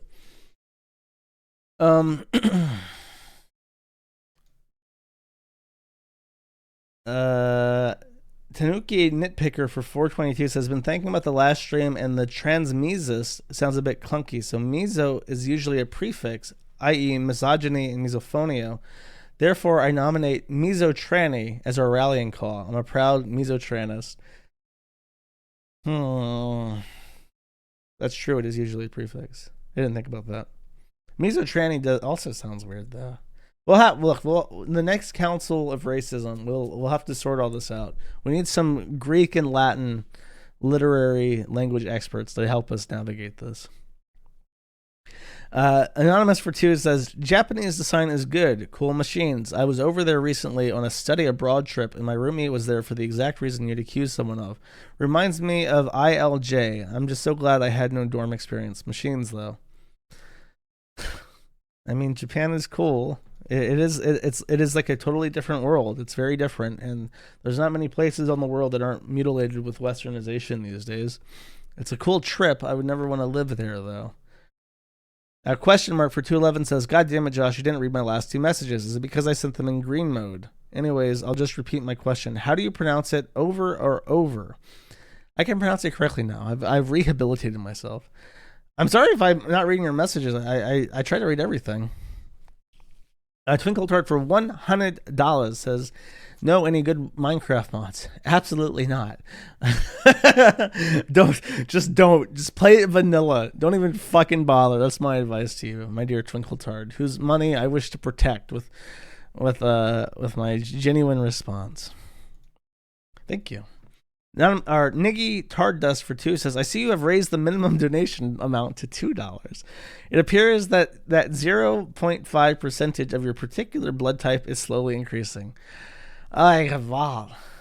Goyim, listen up. There's inflation. We've got expenses. There's just so much. Surely you can understand why I need the $3 minimum for the super chat. Bear with me here. We're all in this dire economy together. Anonymous 4 says, Pyramid Head in Silent Hill 2 is supposed to symbolize the main character's guilt over what he did to his dying wife. In Hospice, Pyramid Head kills himself after Jane finally comes to terms with what he did and to move on. Something Troons will never be able to do. I did not know that. I've never played the game, so I don't know the timeline of when they like stab each other and stuff, but yeah, I know that I think that the Silent Hill game that's coming out is like a rework of this. It's like they're like fixing it, right? They're like redoing the graphics or something, or they're remaking it entirely. So there's a lot of concern about what a Silent Hill game would look like coming out this era. Spoilers. Oh, sorry. I didn't mean to spoil it. It's a very old game, though. I mean, I don't think that spoils it. I actually know the ending. I think I've watched like a speedrun of Silent Hill 2 for some reason. So, I don't know. Sorry if I spoiled it for anybody. What does the numbers mean, Mason for 2 says, hello, Mr. Chaff. I would like to inform you that the numbers at the end of Nick D9393 is probably his postal code. The postal code 9393 is a small area in New Zealand called Otago, not to be confused with the Japanese otaku culture. My dude, he is from Ohio. I think that 1993 is actually his year of birth. Nice try, though. Actually, it said 1997 in his trans dating profile, so who knows? I don't know what the 93 is for. Jack Ladd for 4 says, this is all Weimar, Germany again, with all of this degeneracy, but we all know the cure. I did post lyrics to that Anthracite song I played as an outro a while ago on my Joshua Moon channel. So I would actually suggest to listen to that if you want like a white pill song. It's pretty good. Just search Kali Yuga Anthracite is how you would spell it like in English. And take a listen. It's a good song. Anonymous for 5 says, wait, sorry, I missed one. Anonymous for 2 says, there's something to be said about Troons trying to claim gross and disturbing monsters as their own. They try to claim Silent Hill monsters, and I remember that Troon Freak, who did the Bloodborne PSX fan game, say the Eldritch monsters are trans and various genders. I mean, that's what they appeal to the most. It's like, oh, that's an Eldritch horror just like me. They're oozing pus just like me. Women are scared of them just like me. Anonymous for 5 says, hey Josh, you mentioned 2 weeks ago that you're doing Lent. Have you considered exploring any Orthodox churches during your stay in Eastern Europe? This isn't a gay therapy advice, I swear. Many thanks for your entertaining streams while I work. My aversion to Orthodoxy is that if I move back to the US, there's basically 0 Orthodox churches. Unless you go to like Northeast and you go to a Greek Orthodox church. I just feel like it's a LARP. It's like, I don't know. I'm not Eastern European. I feel like it's converting to Buddhism or Shintoism or something. Like, I am a proud Nepalese African American, and therefore, there are certain Western denominations that I have more affiliation with via blood. But I don't know. I don't know if it's a stupid hang up or what. First name, middle initial for 2 says, my fedora is stronger than my refugee.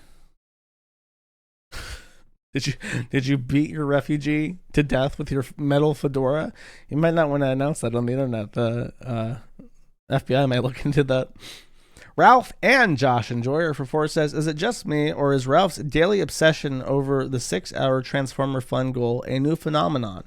Back when it was winning every day in 2022, I don't think he was as concerned for some reason. When did he introduce this? He's a slave to the goal now.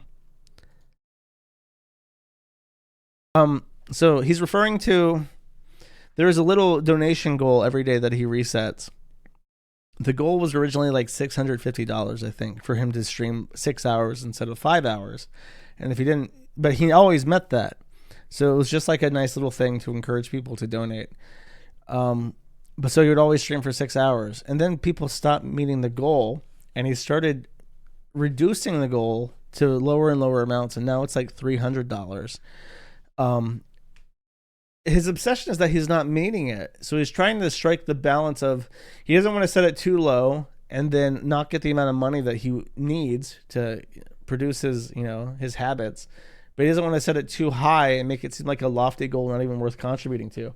Like if I started a fundraiser on the forum and I set a goal at like $10 million, people would be like, I'm not donating to that. That's stupid. we're not gonna get $10 million. But then again, if I set it to like a super low amount, like $1,000, then I'm not gonna get, what I could have. So he's trying to strike that balance, and he's tweaking it every day, and that's his obsession. He's trying to min-max his money.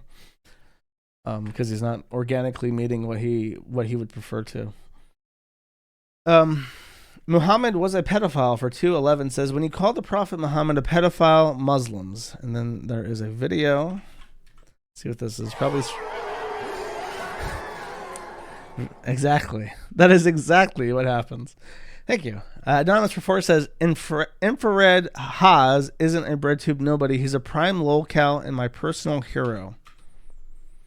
Well, you're just talking like a Mongoloid. I don't give a fuck. I am a Mongoloid.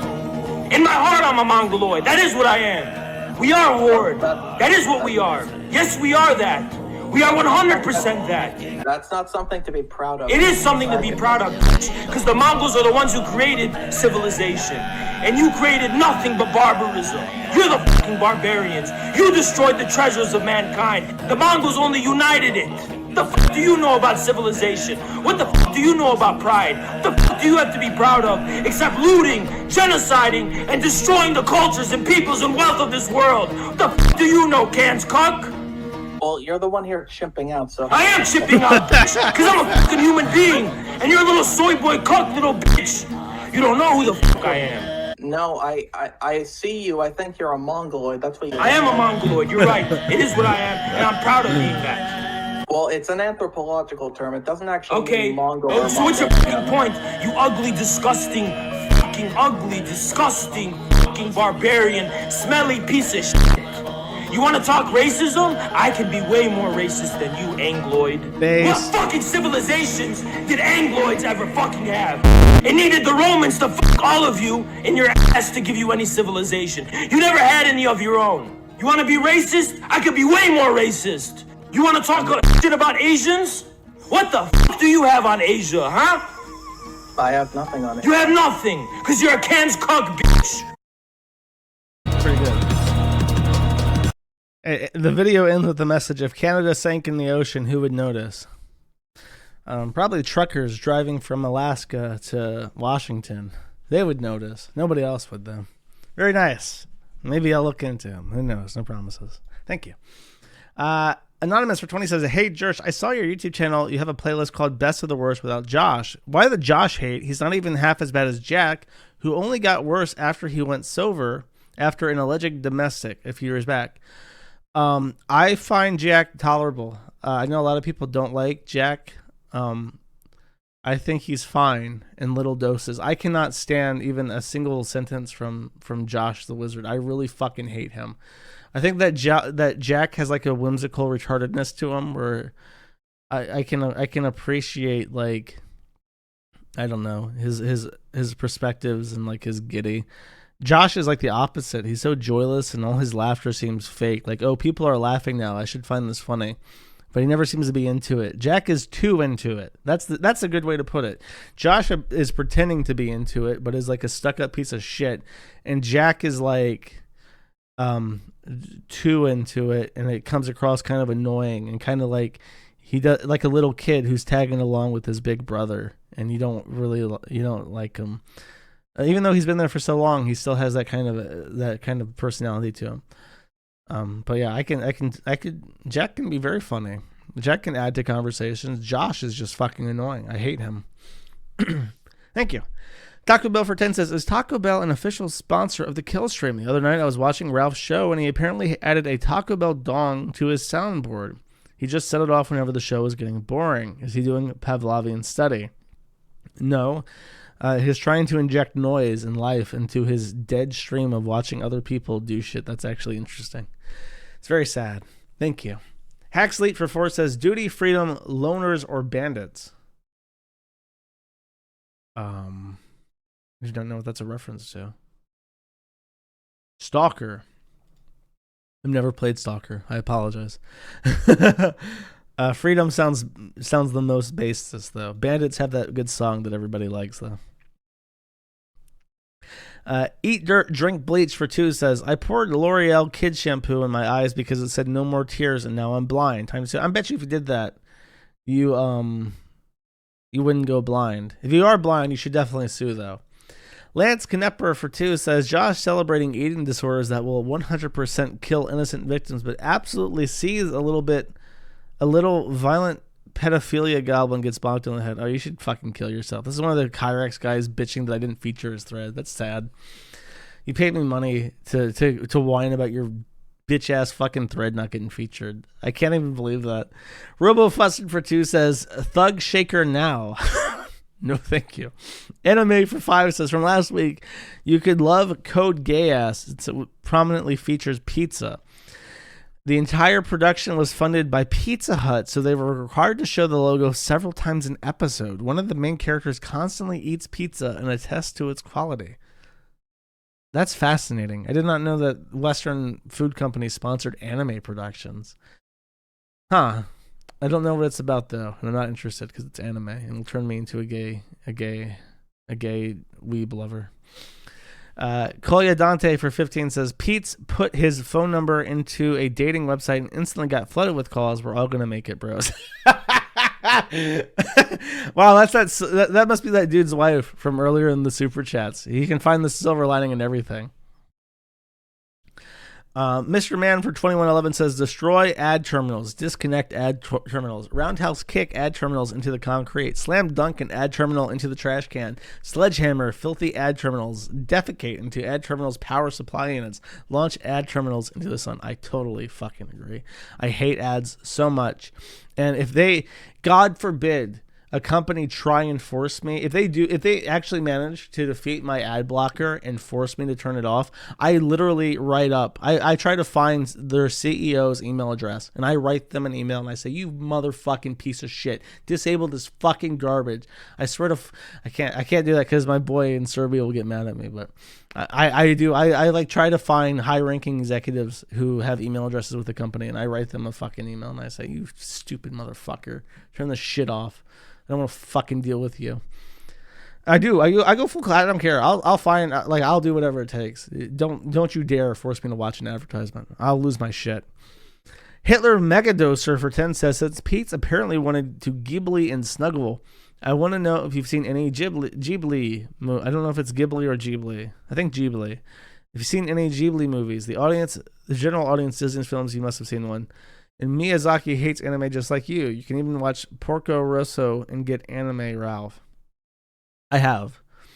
I do like Spirited Away. I've seen some other ones. I saw the one where there's like a fish. I just remember that all of them have like gratuitous panty shots of kids, and it's like I don't know why he does this, why he finds this so fascinating in a kids movie. There's always like an upskirt or something. It's like even that shit. It's like it's just a Japanese obsession with like children and panties.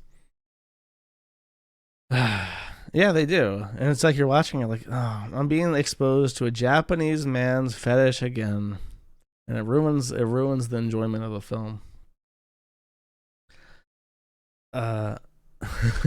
Big Sneed for 211 says 2-seat Lamau 2-seat. What? Oh, the plane ride. It's like what's the joke? What am I missing out on here? The Chantel plane. Okay, I got you. Thank you. Burger Mutt for 2 says, Jerish, I last purchased a 9-foot long commercial printer for $200 at a government auction. They sell new for like $25,000. I've seen listings sold on eBay for about $4,000. Help, I could leave the money on the table. How do I ship a 500-pound printer?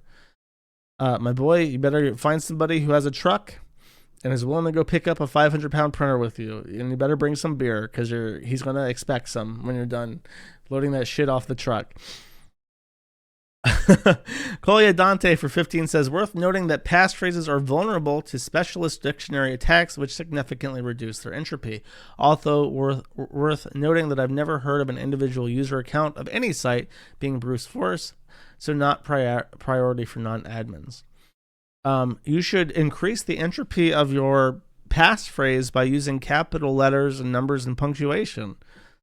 Like if you're using a specialist dictionary brute force method that involves like a list of common words, it usually only tests for like lowercase. So just use an actual sentence with punctuation. That's what I'd use. Multiple sentences. I use like proper like paragraphs for my most important passwords. It literally takes me like 10 seconds to enter in a password for my password vault the first time. Nominals for 2 says, me, a poor fag, donating $2, one more than usual in spirit of Lenten almsgiving. To Joshua Chud Bun Moon, he's awesome and he'll read my super chat. I will indeed. Thank you very much for the $2. I appreciate it.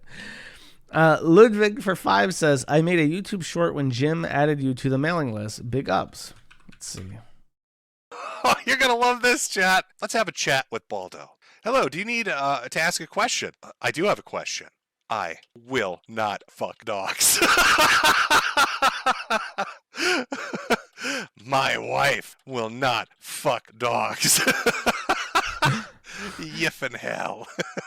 Oh, they want a bunch of information. Okay, well, I know who to send this to. What is Josh's email? I'm on to you. Furries, too smart for that. P.S. I love anime. Good day. There we go. I'm pretty sure Josh doesn't actually watch my Saturday stream, so nobody tell him. The idea that he's going to get an email from a company that makes a ball dildo asking why he's screaming animal fucker at them and talking about anime. What the fuck? Why is this company emailing me? Baldo, I don't know what the fuck that is. That's amusing to me. Wow. That's crazy. That's content from beyond the grave. Even though Jim has died, rest in peace, and being converted into potatoes as we speak.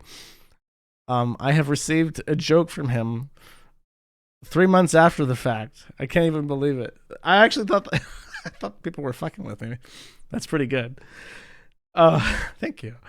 I'm paying Josh for tech support. Lamau for 2 says, Josh, how the fuck do I make Bitwarden automatically update my accounts? Currently, I have to copy its random password to the clipboard and manually create an entry. I have the browser extension and app and disabled my browser's built-in password manager. Yeah, it's not as good as LastPass at detecting when you've created an account and adding the entry. Sometimes I have to add it manually too. but you can't use LastPass because they don't encrypt shit properly. Sorry, buddy. It is kind of annoying at times, but maybe other ones are better. I don't know. Apparently, KeePass is actually used by the Swiss government. So if you're not happy with that, maybe try a different one. And I know that you can import passwords into all the password managers and shit. Cyborg Weevil says, "Hey Josh, sorry the Cryax retards bullied you. Here's some cash as compensation. May your shiny hunts be fruitful." What shiny hunts? I don't play Pokemon.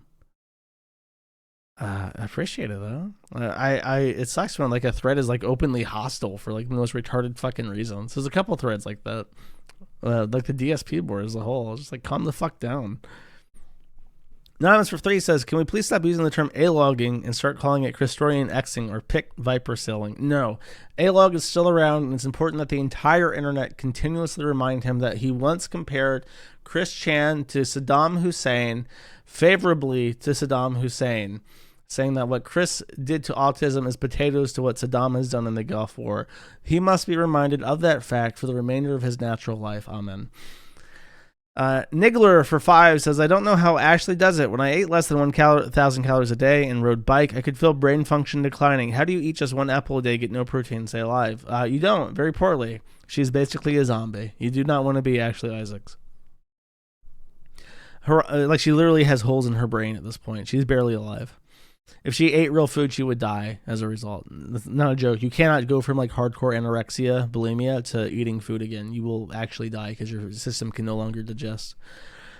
Haramburger for 2 says, "Good work, Josh. All podcast objectives completed. Press the button on the mule and we'll send you the drop pod to pick you up. Drop pod arrived. We'll call back the mule. Drop pod departing in T-5 minutes. Clock is ticking, Slaughtermutt." I got my scout upgrade, and I think I played some of the anniversary objectives, but I don't think I completed all of them yet. I don't know if the anniversary is still going on. I would like to get the party hat, though. I missed the party hat the first time around. I could have gotten a nice party hat, and I've never forgotten that. 20 years later, I'll get my party hat, goddammit.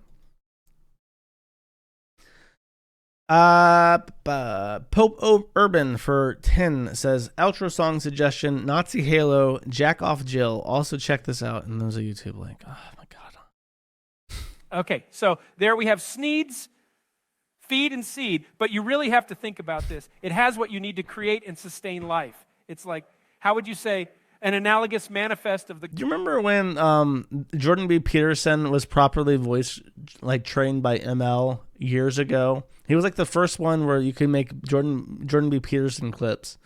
And there's that really funny clip about you whip out your dick and she whips out hers. That is chaos. That is unpredictable. And now you're in the belly of the beast. Like that quote, it was machine. And he sued. He threatened to sue to take down that site. And now nobody can stop him. Nobody can stop him anymore. Master Belayaga Altus for $14.88 says, "What are your thoughts on Patrick going swimming with his $800 phone and possibly paying $600 to recover data of the child saying he's a fat faggot with bitch tits? Thanks for using your terminal autism to keep the site up online, by the way. Type 1 to RKS." Do not know what that means. What RKS means.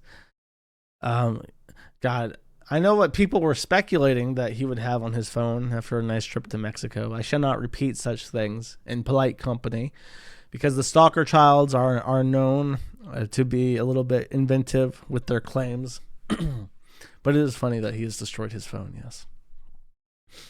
Thank you.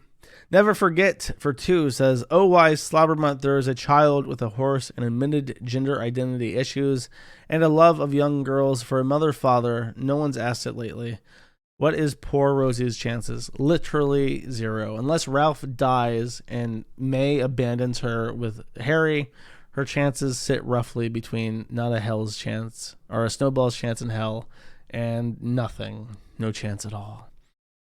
Ruggy for 5 says, "Gator, you are so painfully unfunny. The fact you admitted to everyone that you only stayed by Ralph's side to spite Noel was beyond embarrassing and cringe. Please go away." I didn't even hear that, but I can believe it. That is pretty fucking sad. I'm so nice. I don't try to mislead people.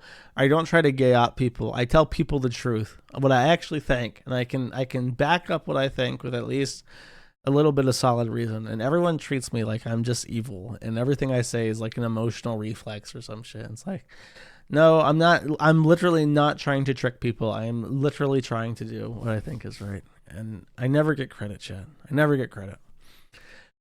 Pony for 5 says, Zidane was the smartest of the Ralph cohorts. Gator should try to follow suit. No one can be Jim, and trying to be Jim makes you a piedique, which means faggot. That's true. Nobody can be Jim. Yeah, he should have done what Zidane did. Zidane just left. He realized after the Holocaust debate stream that shit was going bad, and he just left. Smart lad. He was Asian. He had that Mongol blood. He knew what was coming. Anonymous for 4 says, the advertisement dystopia is worse than you even know. I was mentoring Zoomers at a magnet school that was basically funded by defense contractors. There was an unbelievable amount of branding plastered everywhere. Even the students pick up on the J influence. Schools funded by defense contractors. That is pretty fucking dystopian. Yeah, that's pretty nightmarish. I gotta admit. I could never imagine putting a kid through like any kind of school. Homeschooling is the way. Mr. Man for 1056 says, you sure do have a knack for making the most interesting of friends on the uppercase I internet. What friends did I make this time? I don't think who are my friends? I feel threatened by this message. I don't know what you're referring to. Thank you, though. Anonymous for 2 says, Christ, you can really tell Ralph smashed the shit because he does the weird drunk exhale thing whenever he finishes speaking. Take a shot every time you hear him drunk exhale in a clip. Guaranteed you get as wasted as him in one threaded viewing. Yeah, he does that thing where he just like sighs and like rumbles like, yeah, that's what I thought, bitch. I ain't trying to embarrass you. You did that yourself. Like constantly. That's like his entire stream. I can't even hate watch it. Eat dirt, drink bleach for 2 says, the baby can't talk and she already knows she's stuck between 2 predators with nowhere to crawl to. I guess May is the better option. For now, at least. For now. Angry Watch for 5 says, to be honest, the Ralph stuff loses a bit of its humor once you realize a baby girl is having to live with a drug-addicted alcoholic who forces her into a car seat for 100 hours and a plane for 20-plus hours. Yeah. The kid stuff is pretty not funny, but I'm not going to stop laughing. I refuse. Anonymous for 2 says, poor kid, Jesus Christ. Thoughts on Patrick swimming with his $1,800 phone and breaking it? I already pointed out that is quite funny. And it amuses me greatly. And I hope that Samsung does not give him a new phone just because he cried about it. Ethan Oliver Ralph to his daughter for 5 says, we can just holler over each other all day. Know what I mean? Understand, boy. Thank you. Funny silly feller for 5 says, Josh, when are we getting new plants? I've been anxiously awaiting the return of the plant updates and total aphid death. I already said I've germinated them. When they start sprouting, I will plant them and I'll probably show some pictures of them as they grow. I've already planted my garlic. Anonymous for 20 says, when will you finally come to your senses and restart the 4 Horsemen streams with Godwinson Coach and another fat man to replace PPP? Greetings from Brazil. I hate neighbors and Worski. It is tempting. I don't know what fat man you'd find to replace PPP, though. I just wish Godwinson would come to the light. He resists my love. And he's literally, I can tell when he talks about me. He is just waiting.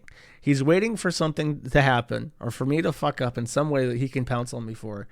And I can feel the tension. I can feel the anger in his voice. He threatens me and he says, I'm giving you the benefit of a doubt. Don't let me down. You know what I'll do if you let me down. I'm like, okay, buddy, don't threaten me. Don't threaten me. But I can just tell it's very awkward. And it's like, I have zero idea what I have done to make him so upset at me. So I don't know. I would not want to get involved. 2017 QA spammer for 10 says, you threw a Molotov cocktail into a fireworks factory with that homoerotic Godwinson rant. I hope you know what you're doing. I always know what I'm doing. I'm a mastermind. Haas Delgado for 25 says, my instance shitpost.cloud has open registrations for anyone looking for a new place and doesn't want to use Post. Okay.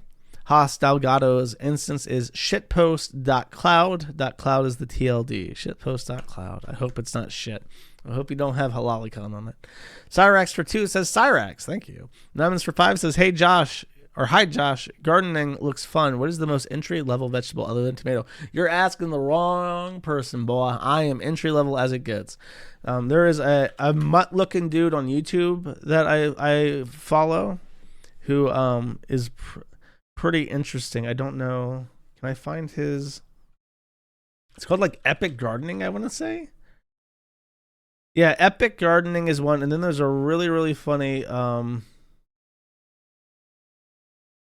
Wow, if I just search gardening, one of them is a topless woman called The Naked Gardener. And this is apparently a YouTube channel. She just gardens naked, and that's her thing. I am looking for the Australian guy who's like an Alex Jones, Joe Rogan conspiracy theorist. I think it's Self-Sufficient Me. Is that right? Self-Sufficient Me. He's good. I like him a lot. He looks like Alex Jones. Watch them. They have videos about gardening. Anonymous 2 says Discord is updating their terms of service to allow them to record voice calls and chats, and they just announced that they're going to implement more AI stuff into the application. I, for one, welcome our Skynet overlords. Twitter trainees got real mad too. Yeah, I mean, Discord is 1,000% compromised. If you use Discord at this point, you are fucking stupid, period. Crusaders for 10 says, Jersh, why did you abandon the high-dollar trap card audio gimmick so quickly? There's gold in them hills, boys. Also redheads, but also chinky ladies. High-dollar trap card audio gimmick. I'm sorry, I have no fucking idea what you're talking about. You gotta make a post or email me or something. Bananas for 5 says, hi, Internet Daddy Josh. I sent you a cool song if you haven't found outro music yet. I do have outro music planned, I think. Thank you, though. I'll listen to that with the other songs when I get around to it. Tired looking face, I guess, for 20 says, how do you feel about this? Then there's a YouTube link. I am never going to get through Super Chats today. Soytube Kids. Okay, I'll put this on the stream and just show you. This Soyjack party people are now making Soyjack videos using YouTube for Kids, and they literally get like tens of thousands of views because of how the algorithm works. I will just show this real quick. So this is on YouTube. This is their current trolling up. 5 Little Chuddies, it's called. 5 little chuddies jumping on the bed. One fell off and bumped his head. Mama called the doctor and the doctor said, no more chuddies jumping on the bed. 4 little chuddies jumping on the bed. One fell off and bumped his head. We live in a nightmare world, in case you didn't know. Thank you. Dainty's Inferno for $100 says, haha, how's the weather where you're at? Lol. Smiley face. The weather has become very hot, as I have just watched 5 Little Chuddies, and now hell has risen up and the sky is on fire. Thank you for asking. I appreciate it. I mean, I'm quite literally in Dainty's Inferno now. Cole for 5 says, I took a recommendation and listened to the whole dialogue tree for Kaiser from New Vegas. He only talked philosophy once, and it was materialistic dialectics. He wasn't that convincing for fascism. I think you have rose-colored goggles over Fallout New Vegas. There's also the huge spiel about culture and assimilation and how he killed the weak and enslaved people. I don't know. I don't remember what I said about Fallout New Vegas, but I listened. I love that guy's voice and the way he spoke. It was very captivating. Maybe not perhaps the writing. I mean, the dialectics was pretty interesting too, but it was a very interesting conversation with him.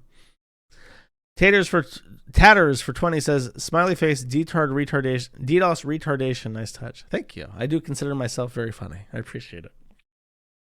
I'm a broke ass nigga. Bring back the $1 for $2 says, have you heard of the Fuck Cars subreddit? It's a full of urban cyclist redditors that see that people who drive cars, especially pickup trucks, they want to ban cars for everyone, including people in rural areas. They want everyone to use bus and train. I have, because that thread constantly has fights between cyclists and car chuds, and moderators have to deal with fighting and spurging out there pretty often. Yeah, I hope those people all die. I don't know how else to put it. Cars are so important to freedom, and they're definitely going to try and get rid of cars for people so that we can't just drive and be free like we were for decades. under the guise of some environmentalist cause. It's fucking gross. Dixon B. Cox for 10 says, here I have another 10. I just usually send via XMR. I can't recall what image host to use, but oh, these look like oh, this is garlic. I'm not familiar with garlic. God, those look so much like shallots or onions like that. I wonder if the stem is edible. Can you like chop up garlic stem and use it in a pan as like a garnish or something? It does look tasty. Good job.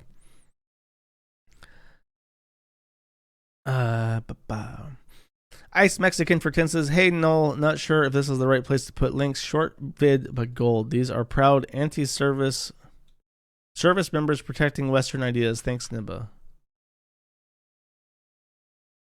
Oh, is this like a Down syndrome person? Speak for your goddamn self. Oh, jeez. Leave the rest of us out of it. Slava Ukraini. Heroyam Slava.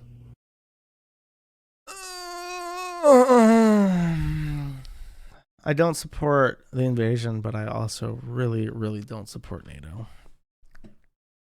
Nira for 2 says, I was kind of hoping you'd skim over the numerous amazing Christorian X drawing some of the funniest shit I've seen in a while. Oh, the fan art. Yeah, he uses like a Speedway Racer character or something as avatar, and now everyone's cyberbullying him with drawings like this. That is pretty good. Autistic has one as his avatar now. Super Sloth for 10 says, hey Josh, have you ever watched The Venture Brothers? I have. I love The Venture Brothers. That was one of my favorite cartoons on Adult Swim when I still watch cable. Thank you. Genocide CO for 2 says, Desmond is amazing, is quite fixated on trains and planning on becoming a train conductor. Though he dropped the drag persona, he is not pulling out of the LGBT things. Yes, I saw. He is still heavily invested in trans youth or whatever the fuck. That could just be him virtuing as he buys a ticket to Mexico to escape the hell world that is the U.S. We can only hope. Billy Evans for 2 says, Cyrix gang stay winning. Josh breaking YouTube TOS, telling super chatters to kill themselves at the mere mention of the goblin. Josh loves protecting goblins like Ricky Verk and Hot Wheels, and he can't help it. I hope Neil Mohan kills himself. I don't give a fuck. Chimp Lord for 2 says, hey Josh, on behalf of the Cyrix thread, a vocal minority spurred out. Most don't actually care if it's featured. Please don't let them ruin your view of the thread. I don't know. There are like a couple threads like that where it's like I try to do anything. I try to like post there and it's just like a chimp out every fucking time. It's extremely grating. You know who you are. And then on Otisneed, actually let me check Rumble too. Nothing on Rumble. Good. On Otisneed, LBRT for 5 posts the YouTube being pissed on emoji again. And ... for 10 says shackles. And that's it. That is the super berries. Thank you for those of you who decide to stick through all those. I feel like it gets longer and longer. I might have to come up with a new policy to keep these streams from being not 4 hours long now. I feel bad that the content ratio is being distorted a bit. So, on that note, I am done. I'm tired. My voice is going to give out on me in a second. What did I pick? Oh, I picked a random Russian song that I liked for the outro. Okay. I will see you guys when I see you. I'm planning on doing a special Gumroad video on a subreddit near that's very bizarre that I think many people will like. Remember to do your privacy checkup. Don't get hacksorted by retards. And I will see you on Friday. Bye-bye.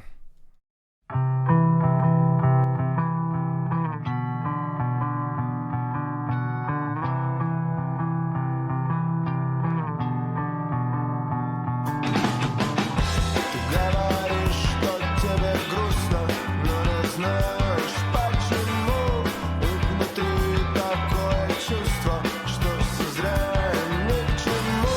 Ты говоришь, что все напрасно.